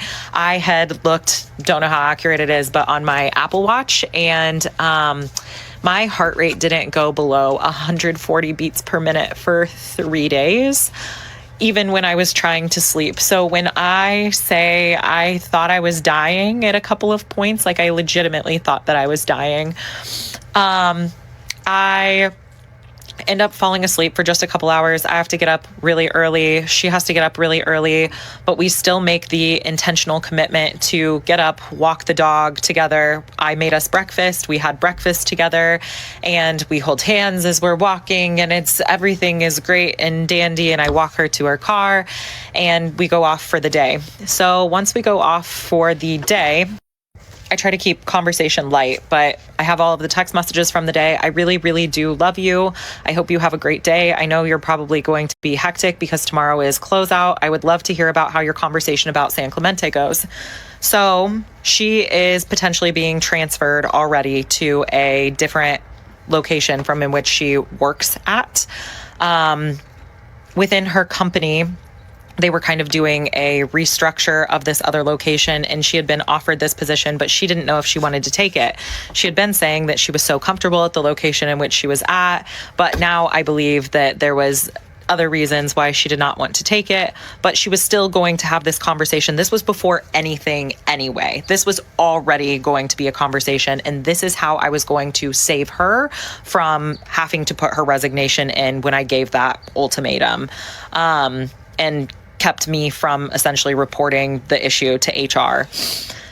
I said, I don't mind texting. I would really like to feel some sense of normal, but while we are both working, let's keep the conversation light. I'm looking forward to a normal night and a normal night and a full night of sleep with you tonight. She responds, I love you quite a lot. I hope you are able to find moments of breath today. And thank you for the touch-in regarding work. We can definitely keep the conversation light today. Most certainly looking forward to getting sleep tonight. I texted talking about my clients. She's talking about how sweet my clients are. I'm talking about my little nanny girl. She's saying this is hilarious to me. I'm asking her how her day has been. She said she has a few business plans back to back here in a minute. And then I asked if she got a lunch break. She said that she's going to be talking to her 2 VPs at 1 and then she'll have a break. And I said, I'm excited to hear how that conversation goes. So she asked me how I was doing. And I said, we're supposed to keep our conversation light while we're working. So I'd like to stick to that for now. My client asked me where my sparkle was today, and that was really hard. I really am a bubbly person. Usually I'm a really funny person. So all of this is new to me. Crying is new to me. The anger is new to me. All of it's new. And then she said, okay, fair. And I told her that my client got me really cool envelopes from a different country that she went to. And I said, it's a hard day, but it just makes you appreciate the easy ones a little bit more. And she responded with, my client is definitely a rock for me, with a red heart. And I said, she's the best. So is the mom that I nanny for. I said, I walked in the house and she said, the potatoes have 5 minutes. You don't have to eat them. But I thought if they were cooked, you might have a couple. My people really do rally around me. And she said that makes me happy. And I checked in again about the conversation with the VPs. And she said, I verbally accepted the other position. And I said, I think that's a good move. How are you feeling about it? And she said, it makes sense. I asked her if she has an official start date. She tells me when it is. And I said, you could make that start date sooner, or you could be asked to go over there sooner. And she said that they could want her to go over there sooner. I said, we could talk more about it tonight, but I would feel comfortable if you asked to go over there as soon as possible. However, you have to spin it, i.e. build rapport with the existing community / clients, whatever. And she said, okay. So the text messages are pretty dry, but also we're supposed to keep the conversation light. I said, I see you and I understand this is hard for you too. I appreciate you doing your part in upholding our commitment. And she said, thank you for seeing me. Upholding your commitment was the night prior, us talking through everything, saying that we were going to go to therapy, saying that we were going to do the vision plan, saying that we were going to commit to each other and give it our all for 30 days and then see if at the end of 30 days we wanted to reconcile or we wanted to split. So I asked if there was anything I could do to set us up for tonight. I said, I am training right now and then I'm off for the evening. She said, not that I can think of, but I appreciate you asking. So I go, I pick up dinner and make sure that we have food at home. When she gets home, I can't eat still. And so I give her food. I went to Trader Joe's. I'm so stupid. Like, you cheated on me and I'm going to get you flowers and chocolate. Like, but it's just something that I do. It is a regular thing for me. So it wasn't that it was like a gesture of you did something to me and I'm rewarding you for it. It was literally, that's what I do. When I go to Trader Joe's, I just get the things that she likes. And anyway, she comes home, she has dinner. She doesn't eat the food. We end up going upstairs. And then we talked. And I was like, can our 45 minutes of intentional time together tonight just be us talking? And I had saged the house. I had pulled out all of our old love letters and I sat on the bed with her and I was like, I want you to remember that we had sparks too. So like, I completely understand you are ending something with someone else and you are trying to get back to where you are or where you were with your partner. I understand the difficulty of that even after you have an affair. Like, I get it. Ain't that much understanding in the world. You couldn't get me that. You couldn't put a weapon to my head and tell me to say like this. After somebody that cheated up, I get it, taking a high road. She's doing a good job taking a high road. I just live in just a reality that this is not acceptable. Like, y'all don't have conversations with the people y'all mess with in the beginning. Y'all don't tell them like, hey, these are the hard no's for me. And if you ever like break it, you ain't never really stood on business before about it. Because the way y'all be questioning how I be coming about things, I'll be wondering if y'all dealing with currently and y'all just mad at me because I'm bringing light to your partner that you're sitting by us. Like, is it my fault that you sit there and deal like this, I will always push people to be happy. Like, just be happy. It's not hard. You do not have to teach somebody how to respect you. That is not how life is. You don't teach people how to have certain characteristics. They either have them or they don't. You teaching people how to be a leader in a relationship, how to be communicative and how to express themselves and emotions. It's like, damn, is it you want to be this or you don't? Why the hell am I forcing you? Why is she forcing her? It's like, I wouldn't deal with this. I know in hell I'm about to sit there and say, I understand that you're trying to get rid of a relationship and be with me. First of all, I was here first. I don't understand. I was here first. Call me ignorant. I don't understand nothing. I'm ignorant to this type. I can sit down. If it's before we get to the cheating, I respect that. Because then you give me an opportunity to make what's right. But if you've already cheated on me because of whatever the hell you got in your head to say, go ahead and keep that. I don't care what you got to say out there. I'm choosing my peace. I think I just got more respect for myself than most people.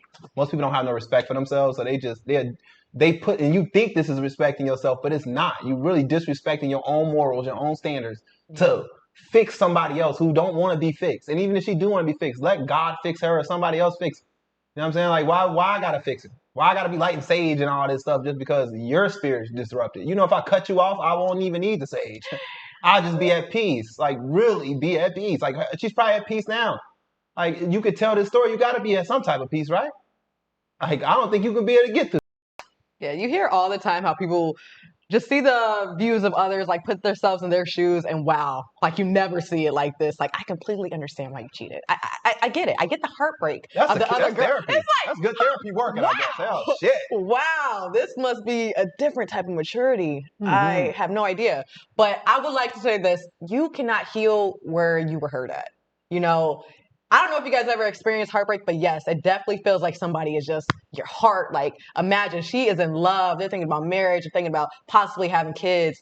And now that whole future that you had ahead of you was just ripped from you. And that's what she's having a a hard time letting go. She's not having a hard time letting go of the current moment. She's having a hard time letting go of that future she planned. Because she's so, we got to do everything this way. I got everything lined up for us. Just all you got to do is wake up and go to sleep on time. That's it. And we got the life painted for us. See, she didn't put in more work than the other woman. The person who puts in more work tend to have the most, they feel the most committed to the relationship because I invested all. She even said it, and this is why I think this, right? She said in the beginning that I bring her onto everything I do. Everything I do. Just like Miss Honey, I bring her onto everything I do. When somebody's committed that much to the relationship, they're going to be more committed to that relationship. Well, typically. You know, but you want to invest in that relationship too. If that person's not investing equally into the relationship, like you're suggesting therapy, why is she suggesting it? You know, you're making her show up at this point. You know, it ain't somebody will walk hand with you, literally holding your hand to that therapy gracefully and not even feel the need, a burden of it.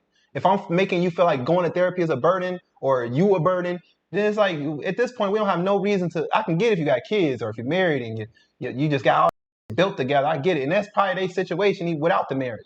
But it's like, damn, at what point do you sacrifice the moment for your happiness? Like this little satisfaction for your long-term happiness. That's all I'm saying in this whole story time is just fuck.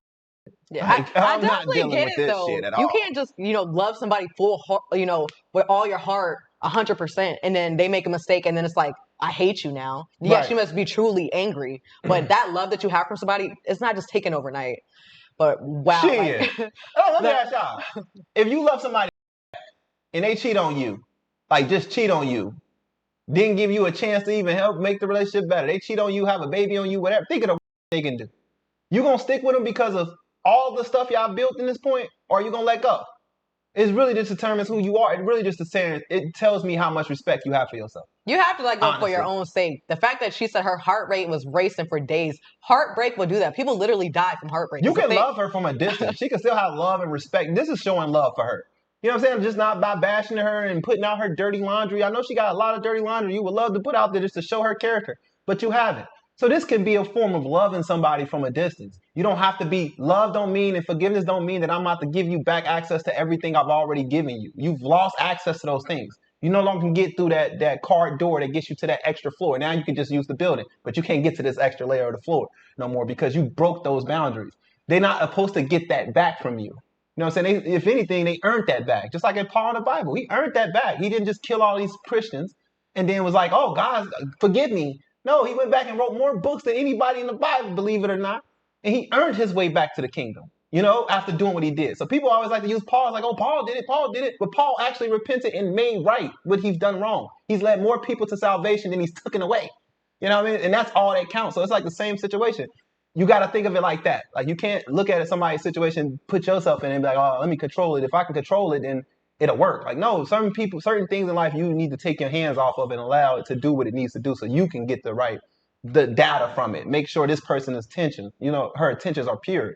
But that's just all I'm saying. It's like, choose yourself at the end of the day. And also, if you think her list of things that she said, this is what it takes to build our relationship back together, is too much, just understand that all this came about because the other woman cheated.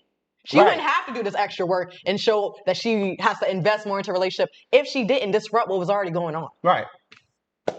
So, yeah, you got to put work behind. That's the Paul story. I'm going to say that. So you got to put work behind her. If she's not putting the same work as you or trying to put the most work as you putting into it, don't forgive her. I mean, forgive her, but forgive her from a distance like you're doing now. You eventually got to this point, so you can't even say I'm wrong because you're there now.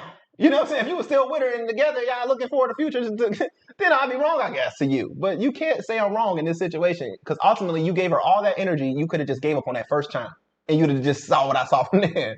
But some people got to see it for themselves. They got to feel like I did everything I could. I don't have to feel that. I feel like I've done everything I could up until the point when you cheated. If you told me I was neglecting you, then does that give you rights to cheat on somebody? Say if a man ain't touched you in a month and say he ain't cheating, though, maybe he's stressed out or whatever the case may be. Do you feel like that justifies a person or a man, or if a woman ain't did it?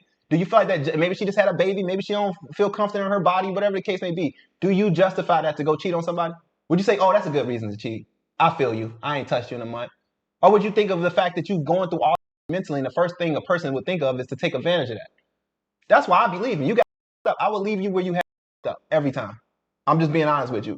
This life is not built off of who you're with. It's built off of the life you can, who you are, how you see the world. And then how you see the world will be a reflection of who you bring into your world.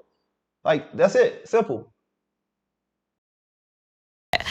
And I was like, I just want to remind you, we were special. Like, we were really special. And I was telling her there was a time where we were unproductive members of society because, says being Lex, however TikTok wants to take that.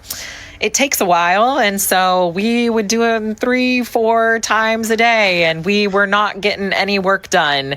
And that was like 2 whole years. So if it's the excitement that you're chasing, I understand that, but like, we can get back there was my point.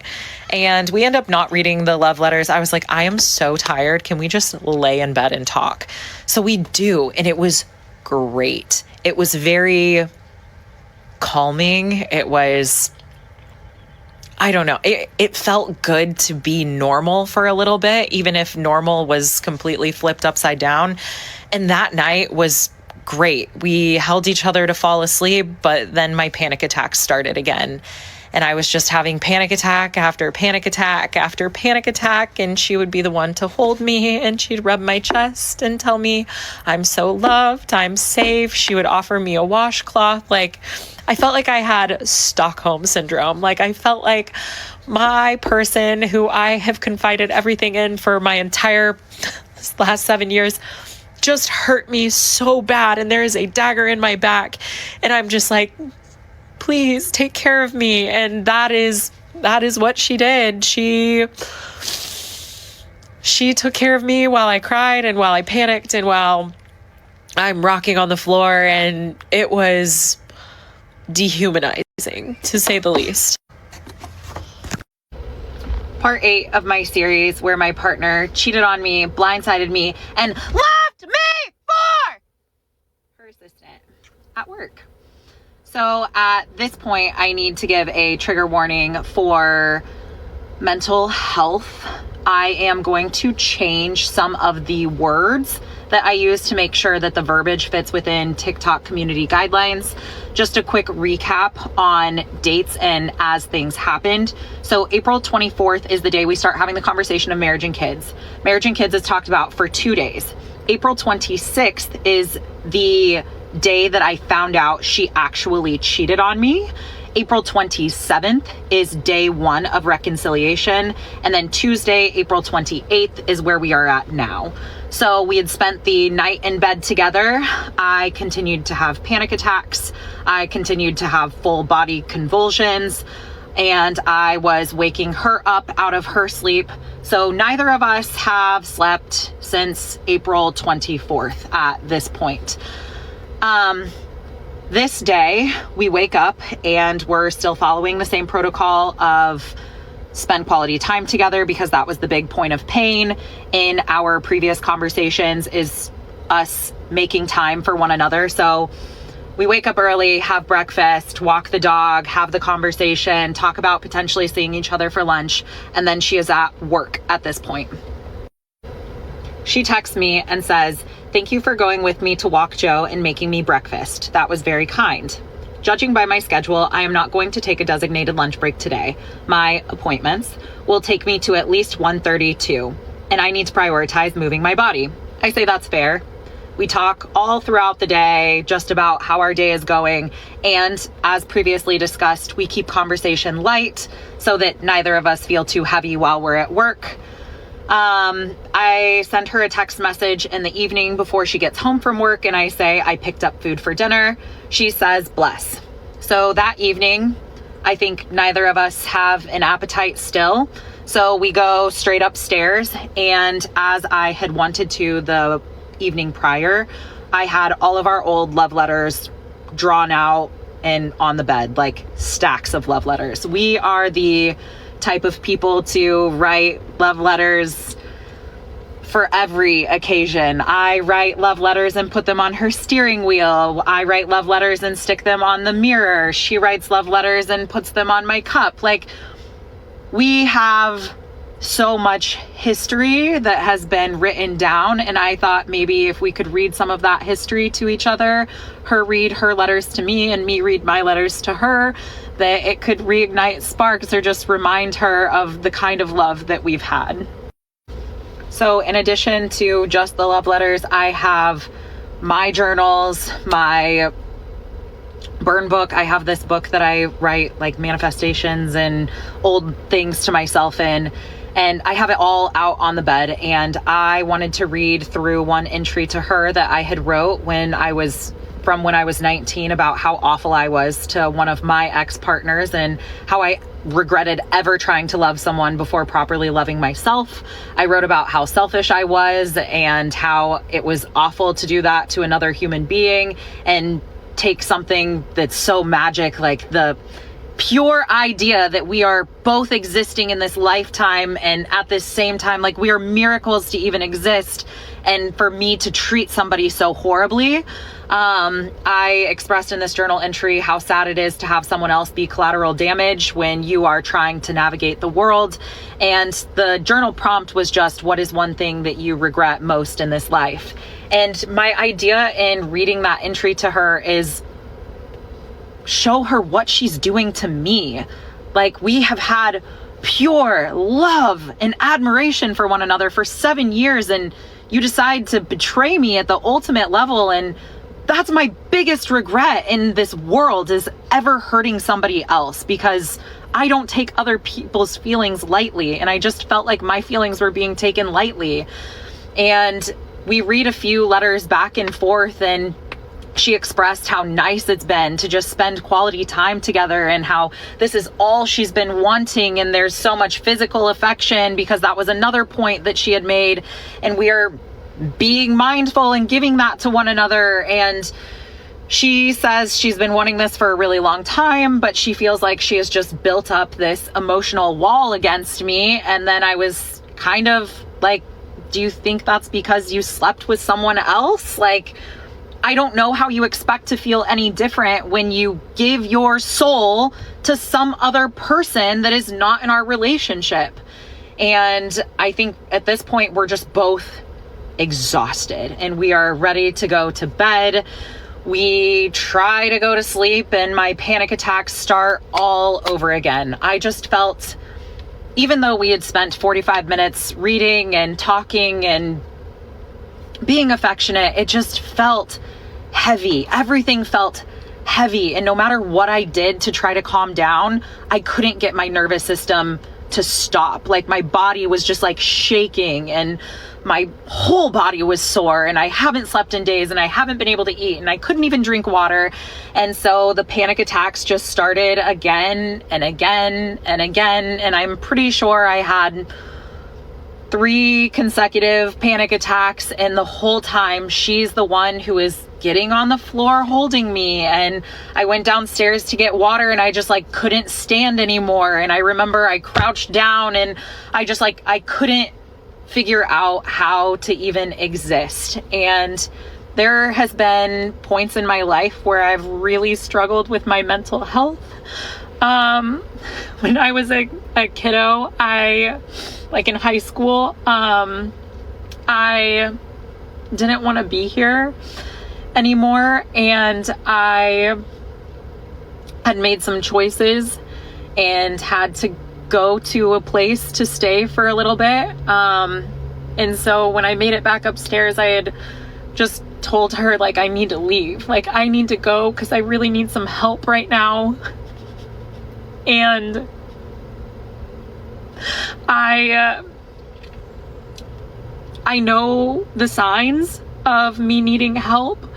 And so my logical brain fully recognizes that it's not that I don't actually want to be here. It's that I want to escape whatever feeling that I'm having in that moment. But I thought that I was cured or healed or whatever, because I haven't felt anything like that in a very, very long time.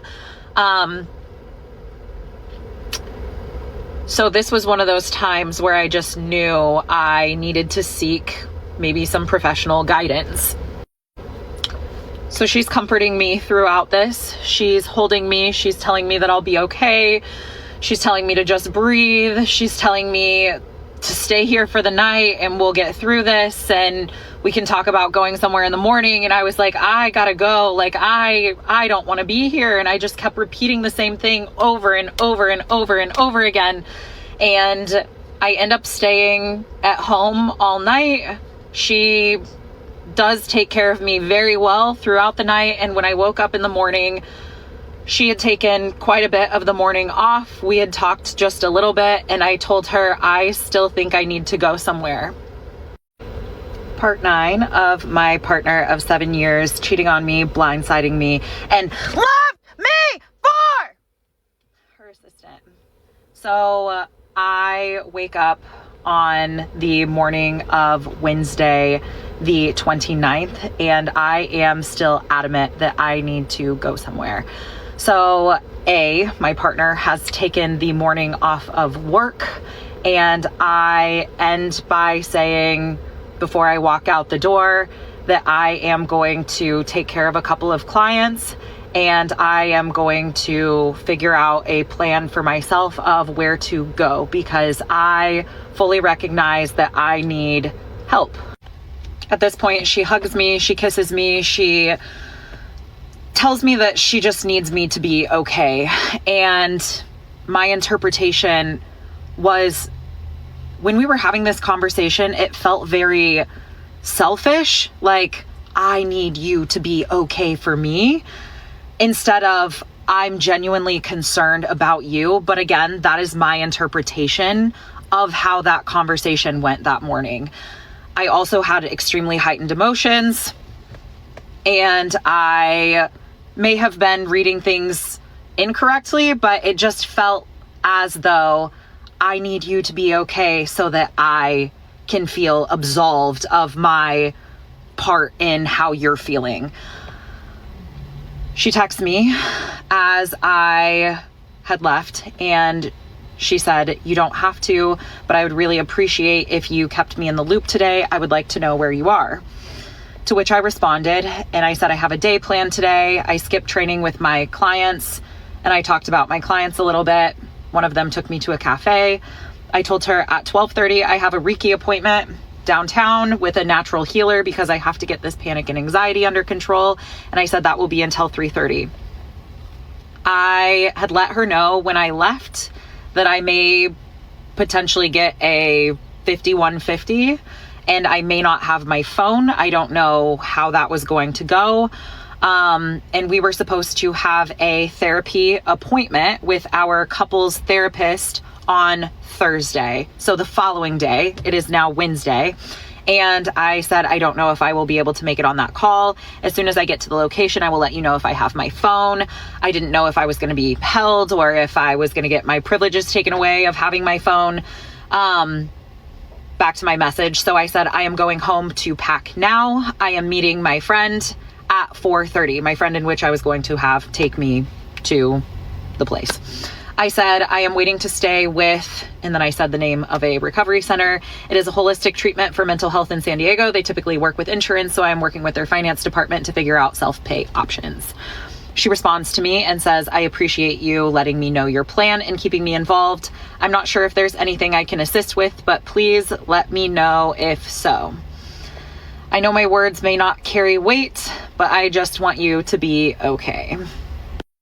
So we have no more communication throughout the entirety of that day until I texted her at 4:15, letting her know I would have my phone. And I said I will be able to take the call on Thursday at 1:30 p.m. She said, okay, with a red heart. So Thursday comes around the following day and I said, our call will be starting soon. Just sending a reminder that I will be calling to patch us all through. She said, yes, I will be ready. And then we get on the phone with the therapist. My partner says that she feels as though she has been going with the flow for years. She says that we've never had elevated conversations, which I absolutely agree with because we've never fought. And she said that the reason why she didn't speak up was because she never wanted to murky the water. And the therapist talked us through a couple of options that we have. There's discernment therapy and couples therapy. And she was just going into the difference of the two. If you do discernment therapy, there's like path 1, path 2, path 3. With path 1, you just accept the status quo. You don't want to work things out, but you don't want to split. And path 2 is where you do like a trial separation. Path 3 is an all-out effort to save the relationship. And 6 months is the full ride on what that is. With couples therapy, it's two people who are 100% committed to, we are going to make this work. We're going to talk things through. And we both want an all-out effort to make this happen. So when I'm asked, I of course want to do the couples therapy, and my partner would like to do the other option, and I feel shattered. I am heartbroken. I asked if this were something that she even feels like is worth it, because if you're not all out wanting to save the relationship, I don't really understand why we're doing this, because we had made that original commitment for 30 days to give this our absolute all. With the discernment therapy, it doesn't require that all-out effort, and they also don't ask that third parties are cut out entirely from the equation of the relationship, and they acknowledge that that is another part of the relationship that has been added. And my heart sinks because in my personal discussions with we have decided that she was not talking to this other girl at all. And it was still at this point my impression that she was not speaking with her at all. But regardless, I want us to have communication, and I am happy to move forward with doing this sort of therapy because I think it would be a healthy, safe space for us to both communicate. And after the call ended with the therapist, I had just sent a message saying, thank you for getting on that call with me. Do you want to talk about how you feel with the process moving forward? And she responds, you're welcome. No, other than I think it's a good idea and I am willing to be vulnerable with everything. I said, I really appreciate that. And I know how hard it is for us both to be vulnerable. So at this point, Wednesday I left, Thursday I'm gone, Friday I am gone, all of the day until the afternoon. I went home without notifying and I walked in the house because my body figured something's gotta give, and I had bled through all of my clothes that I had packed when I left my house. So I walk upstairs and she is coming out of the shower, and both of us locked eyes at the same time. And she was surprised to see me, and I kind of felt shocked seeing her. And I told her what had happened and how I was gonna go get clothes. And she was like, yeah, okay, go get clothes. And she was a very kind and sweet and supportive of me getting clothes, but it was like she had seen a ghost when she saw me. And so I packed new clothes and I asked if we could talk before I left. Part 10 of my series where my partner blindsided me, cheated on me, and left me for her assistant. So at this point, I went home. I had been gone for 2 days instead of the 3 days that I had originally said that I was going to be gone for.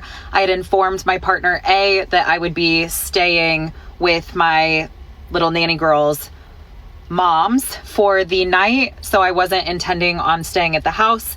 I wanted to still very much respect and give her her space because I said that I would be gone for 3 days, and I wanted to have a conversation before I left the house, and that was something that she was open to. So as we have all of these conversations, I make notes prior to going into any of the talks so that I have my points in which I want to cover. And then I let her speak and give her points. And then at the end of all of the conversations, I write in my notes everything that was spoken on so that I have it for my record, so that even if we were to not work out, I want to be able to review these things. And I'm one of those people who likes to grow as a human being and learn. And also, again, when emotions are heightened, you have a tendency to forget details. So I have documented everything. So we begin the conversation and I opened it up and I jumped right back into the conversation of kids, because while I've been gone, that's the only thing that I had really on my mind. And I said, that's not something that we can do with the way things are right now. I work and she works crazy hours, is gone 12 hours a day. And I said, if she wanted that to be a legitimate thing, that she would need to have a remote job or quit what she does entirely, because that's not sustainable. Also brought back up that I am not a very traditional person. If we were to have children, I want to raise them in a van, like on the road. I don't want to put them in public school, and I don't want to have the house with the white picket fence with the car that everyone drives, living the same day over and over and over and over again. And right now, I never live the same day over again. I have lots of odds and ends jobs, and I do different things, and my days always look completely different. And that's just something that I value, and that's always been a value. And this conversation was able to give me lots of clarity, because I wanted to see if our values still even aligned, if we were to both want children as well. Like, if that were an avenue that we were going to take, would our wants and the way our lives look, would those even align together? I want to raise kids with somebody who I feel like I'm in a partnership with. I do not feel supported in my work that I do right now. So why on earth would I want to have more work with children involved? She goes into speaking on how she didn't see that as a viable option for us, and she didn't even think that was something that we would do. So she fully dove into work to kind of escape. She didn't see that being in our future. So she did more work than what she needed to and picked up training on the weekends, and I'm busy on the weekends. So she just dove into work, which I completely understand that perspective as well. And then I just brought up, if we had kids, I don't want to live in the United States. But that conversation seems so far-fetched. I don't even know why we're talking about that right now if we don't even know if we're going to stay together. I also told her I need more touch points throughout the day. I know that she's wanting space right now, but I don't like going all day without talking to her. And then I shared my location so that if she wants to see where I am, she can see what I'm doing. So if she needs space from me, she can avoid being at home if I am at home, or if she wants to see where I'm at, she can see where I'm at. And I said, at this current juncture, with the way that we live right now, like, these are hard boundaries. Just her giving me touch points throughout the day of what she's doing while we are kind of navigating our relationship. And again, at this point, we are giving it our all to save the relationship. She again brought up me throwing a Hail Mary to save the relationship. And that's when I said, you didn't really give me the choice. You had conversations behind my back and you didn't ever involve me in them. She was very upset with the number of people in which I have involved in our business. She was upset that we have mutual friends that I reached out to first. But even if we work things out 100%, that wasn't going to be a conversation that I kept from my friends. And I'm sorry, but when you're with someone for 7 years, you don't have separate friends. You may have your friends that you confide in, and I have my friends that I confide in, but we've been together for 7 years. Your friends are my friends are your friends. But in confiding with our mutual friends, our friends had even confirmed to me that she had expressed these feelings to them. So our mutual friends are saying, yes, she wants you guys to be married and to have kids, and she doesn't see that happening, but they figured everything was okay because we were still together. And these conversations were happening as far as a year ago. And this was multiple friends, college friends, friends that don't live in state, co-workers, all of which had kind of the same story. And I told her how incredibly hurtful that was, because you're having these conversations and leaving me out. I am your partner. I can't read minds, and I don't know anything's wrong if you don't tell me. So at this point, she confirms for me it has been about the last year that she had been feeling that way. And I lost it and that was the only time that I cried during the conversation, because I played through the last year in my head of like all of the things that we had done. And I felt used and manipulated and lied to, because how are you going to look at me in the eyes every single day and tell me how much you love me and tell me that I'm the best part of your day and tell me that the thing that you looked forward to all day was coming home to me, but you're emotionally checking out? I played through what we had done, and we've backpacked. We took a trip up to Alberta, Canada, and we had hiked through 4 national parks and did the RV thing. And she was my sister's wedding, and she met my mother, who I've been estranged from for 12 years. Like, why would you meet my mother? And I played through everything, and my brain just couldn't understand how you would continue to build a life and lie to someone. Lying by omission is still lying, and building a false truth and a future. She had sent me houses the week that she had cheated on me, sent me houses that were in our price range because her friend that lives with us now has a boyfriend, and we wanted to build an ADU on our property for her friend and her boyfriend.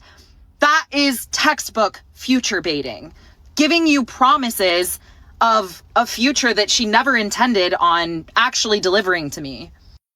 But in this conversation, she was able to give me some really good perspective that I hadn't heard from her before. She said that she compares our relationship to her last relationship. It was great in comparison to that. I'm going to leave out what happened in her last relationship because it's not my business to tell. And she looks around the house and she looks at the life we live, and she says that I'm a provider, and she has always seen that I contribute so much to our household, and it makes her feel like she's happy, and she should be happy, and she should be grateful for what she has, and she feels like she is grateful for what she has, but she wants more. And I said, I think you. See, when y'all think men be lying about this shit, you can give a woman every damn thing. She wants more. Everybody, Wrap it not up, everybody, fellas. not Wrap it up. everybody, but a lot of people Wrap it just up, think women. that the Yeah, grass at is this point. greener on the other side. It's never greener, but the thing is, like, She hit it right on the nail when she said, "What you're feeling, well, whatever you'd have with that girl was just a feeling, and after you got that, then like you're done with her." With the whole lust thing, basically. It's like you think in that moment, like, wow, I can do this. But then you realize, like, I'm not even compatible with this person. I was just lusting. Acting in a moment. Yeah. Men tend to follow through all the time. I'm not saying we don't go through the same type of stuff, but it's just crazy hearing a woman say the same thing men always says. Like, women, you're just no pleasing them. And it's not the way to say it. For the men, too. She cooks, clean, and still you go out and step out on me? Huh? Well, we ain't want me to bear children? Want me to change my whole life just for you to paint this false picture and not even think you're going to be a part of it? She done told her friends like a year prior that, hey, I don't see marriage or kids with her. So why are you wasting my time? Why are you telling me weeks after you done cheated that you still want to do these things? People pleasing, I'm assuming. Gaslighting. This is just terrible. Feel like there's an emotional wall built up against me because you've already opened that avenue with somebody else and you're physically capable of doing that with somebody else. So the fear of losing your person isn't scary to you. And she keeps trying to own her part in things, but as soon as she owns up to something, she shifts it back onto me. And all of these conversations that we could have had, all of these conversations could have been had before we had any issue and before it got to this point. And I said, I don't know if this stems back to something traumatic from your childhood, but everyone always leaves you, and I'm not going to leave you. I'm telling you, I want this 100%. What is going on right now is not a reason for us to just move forward with our lives. And she hugged me, and it was a long hug, and it was a hard boundary that we won't be sleeping in the same bed anymore because it confuses her. And the saddest part of that conversation is that she said that she's used to feeling like she's alone a lot, even when I'm there.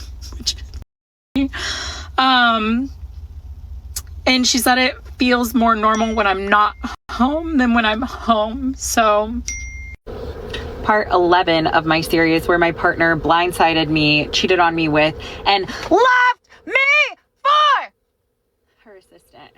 So we finish having the conversation. I tell her that I'm staying over at my nanny girl's mom's house for the evening because I had originally told her I was going to be gone for 3 days. And I still wanted her to have that space at home and be able to just get some space and decompress and collect some of her thoughts. So we had that conversation. The conversation was good, but it was very somber and sad. And I just felt like we were still together, but it felt like she was checked out while I was the one who was throwing out life rafts, like, let me save this relationship. And I felt like I was putting in far more effort than what she was. Her demeanor was kind of closed off throughout, but that was anticipated because she was kind of the one who was 1 foot out and I was the one who was blindsided.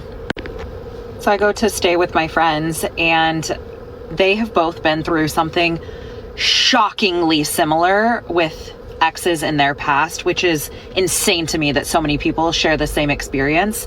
But I was explaining everything that happened and what I was feeling, and they were telling me what they did in their experience. And it was really nice to be able to have someone that close to me that understands exactly what I am going through. So that night I journaled down all of the points that I want to talk to with A about when we have another conversation when I finally go home for good the following day. And while I am there, I am still thinking about her more than myself. My feelings go to the back seat while I'm talking to them. She's telling me we're not going to sleep in the same bed anymore. So I ordered her a new bed for my office. I ordered a new bed frame, and I was planning on moving all of the furniture from the office into the loft and creating the office into her own personal bedroom oasis so that she can have her own space in the house and really have time to heal. Because again, we had that boundary of we probably shouldn't sleep in the same bed anymore because it's just confusing for her. I placed the order. The bed's going to be there on Tuesday. The following day, I wake up. It is now Sunday. I have meal prep. She has personal training clients in the morning. So we go about our normal mornings. I go home finally, and she's there and she's upstairs sleeping. So I figured as soon as I'm done with meal prep, I'll initiate this conversation because it just feels like we are dragging things out and there is a dagger in my back and I need her to pull it. I need her to let me go if she's going to let me go. Of all the conversations, this was definitely the longest one. I go upstairs and initiate the conversation, and this is the most lesbian breakup you could ever imagine. We talk through everything we've already spoke on, but so much more also. There's a few points that I didn't previously talk about because I didn't think it was mine to talk about. When we talk about kids, there's a huge factor involved. She has a brother who is nonverbal, autistic, who when I first started dating her, I knew that she would one day have custody of him. And that day could be any time. And I won't get into the reasons as to why that could be any time, but that is something that I fully recognized as my own responsibility. So when we are considering children in this conversation, I fully know we will have a grown child who is unable to communicate along with our hypothetical adopted children, foster children, biological children, whatever. And I didn't know how that would fit into our lives. So I bring that up in the conversation. I bring up intimacy. I bring up expectations around intimacy. I bring up what she wants. I bring up points of pain. I bring up the fact that I always initiate. She's the one who says that she doesn't know if I'm still attracted to her, which is it, but she said, I don't even feel like you're attracted to me anymore. And I said, if you go through my camera roll, you know how attracted I am to you. All I do, you're so cute, you're so cute, you're so cute. I take her photo. But we go through the entire thing. I was like, are you even attracted to me anymore? And she's like, look at you. Of course I'm attracted to you. And I was like, I don't get how you're attracted to me and attracted to her. I'm not going to go there and talk down on another woman's looks. I'm just going to tell you, we're very different. So in this, she continues to reiterate, this has nothing to do with the other girl. She says, I am not speaking with her. I am not staying with her. I am not leaving you for her. That is what she keeps telling me over and over and over and over again. And she says she is not a factor. She said the reason she couldn't come to me and communicate with me and tell me that she wasn't happy is because she looked at me and saw me as being so happy and so in love. So she made the conscientious choice to be happy every day. But now she feels like she needs to choose herself and figure herself out and figure out what actually makes her happy. I just keep asking why you can't make yourself happy or figure out what makes you happy while you are with me. I don't understand why we have to break up for her to figure out what makes her happy. So I go back into Kay and I'm like, you said you have feelings for her. And she said, yes, that is something that happened, but I am not doing anything about those feelings. So I keep questioning why. And I told her I travel all summer long. I said, you can have your space in the office. I'm going to convert it into your bedroom. I ordered a mattress for you that should be here in an hour or so. There's a bed frame that should be here by Tuesday. I am telling her, you can figure your stuff out until October and we can take this space because I travel all summer. So I was like, I'll be out of the house quite a bit anyway. And I was like, I don't know what more to give you. I can't give you any more of me because I'm giving you my all. And I said, I feel like there is a dagger in my back right now and I am dying and I just need you to take that dagger out. Like, just take the dagger out and end this.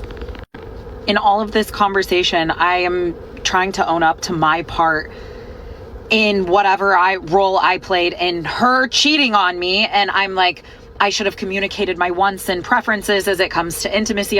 Should have communicated my long-term goals.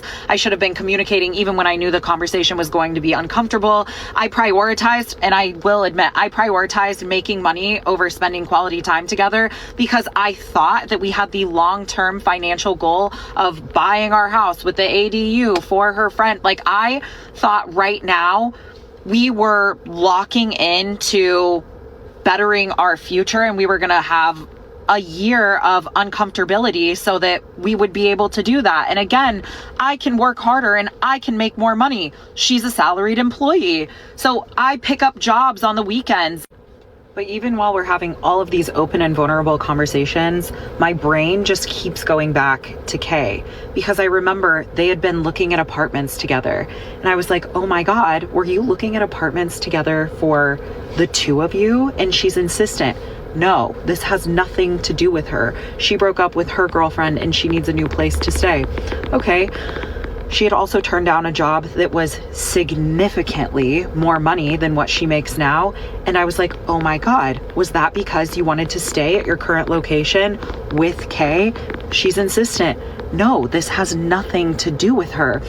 I'm playing through all of these scenarios in my head. This is how stupid I was. When I was in Pensacola, I called her one night and she was out and about in downtown San Diego.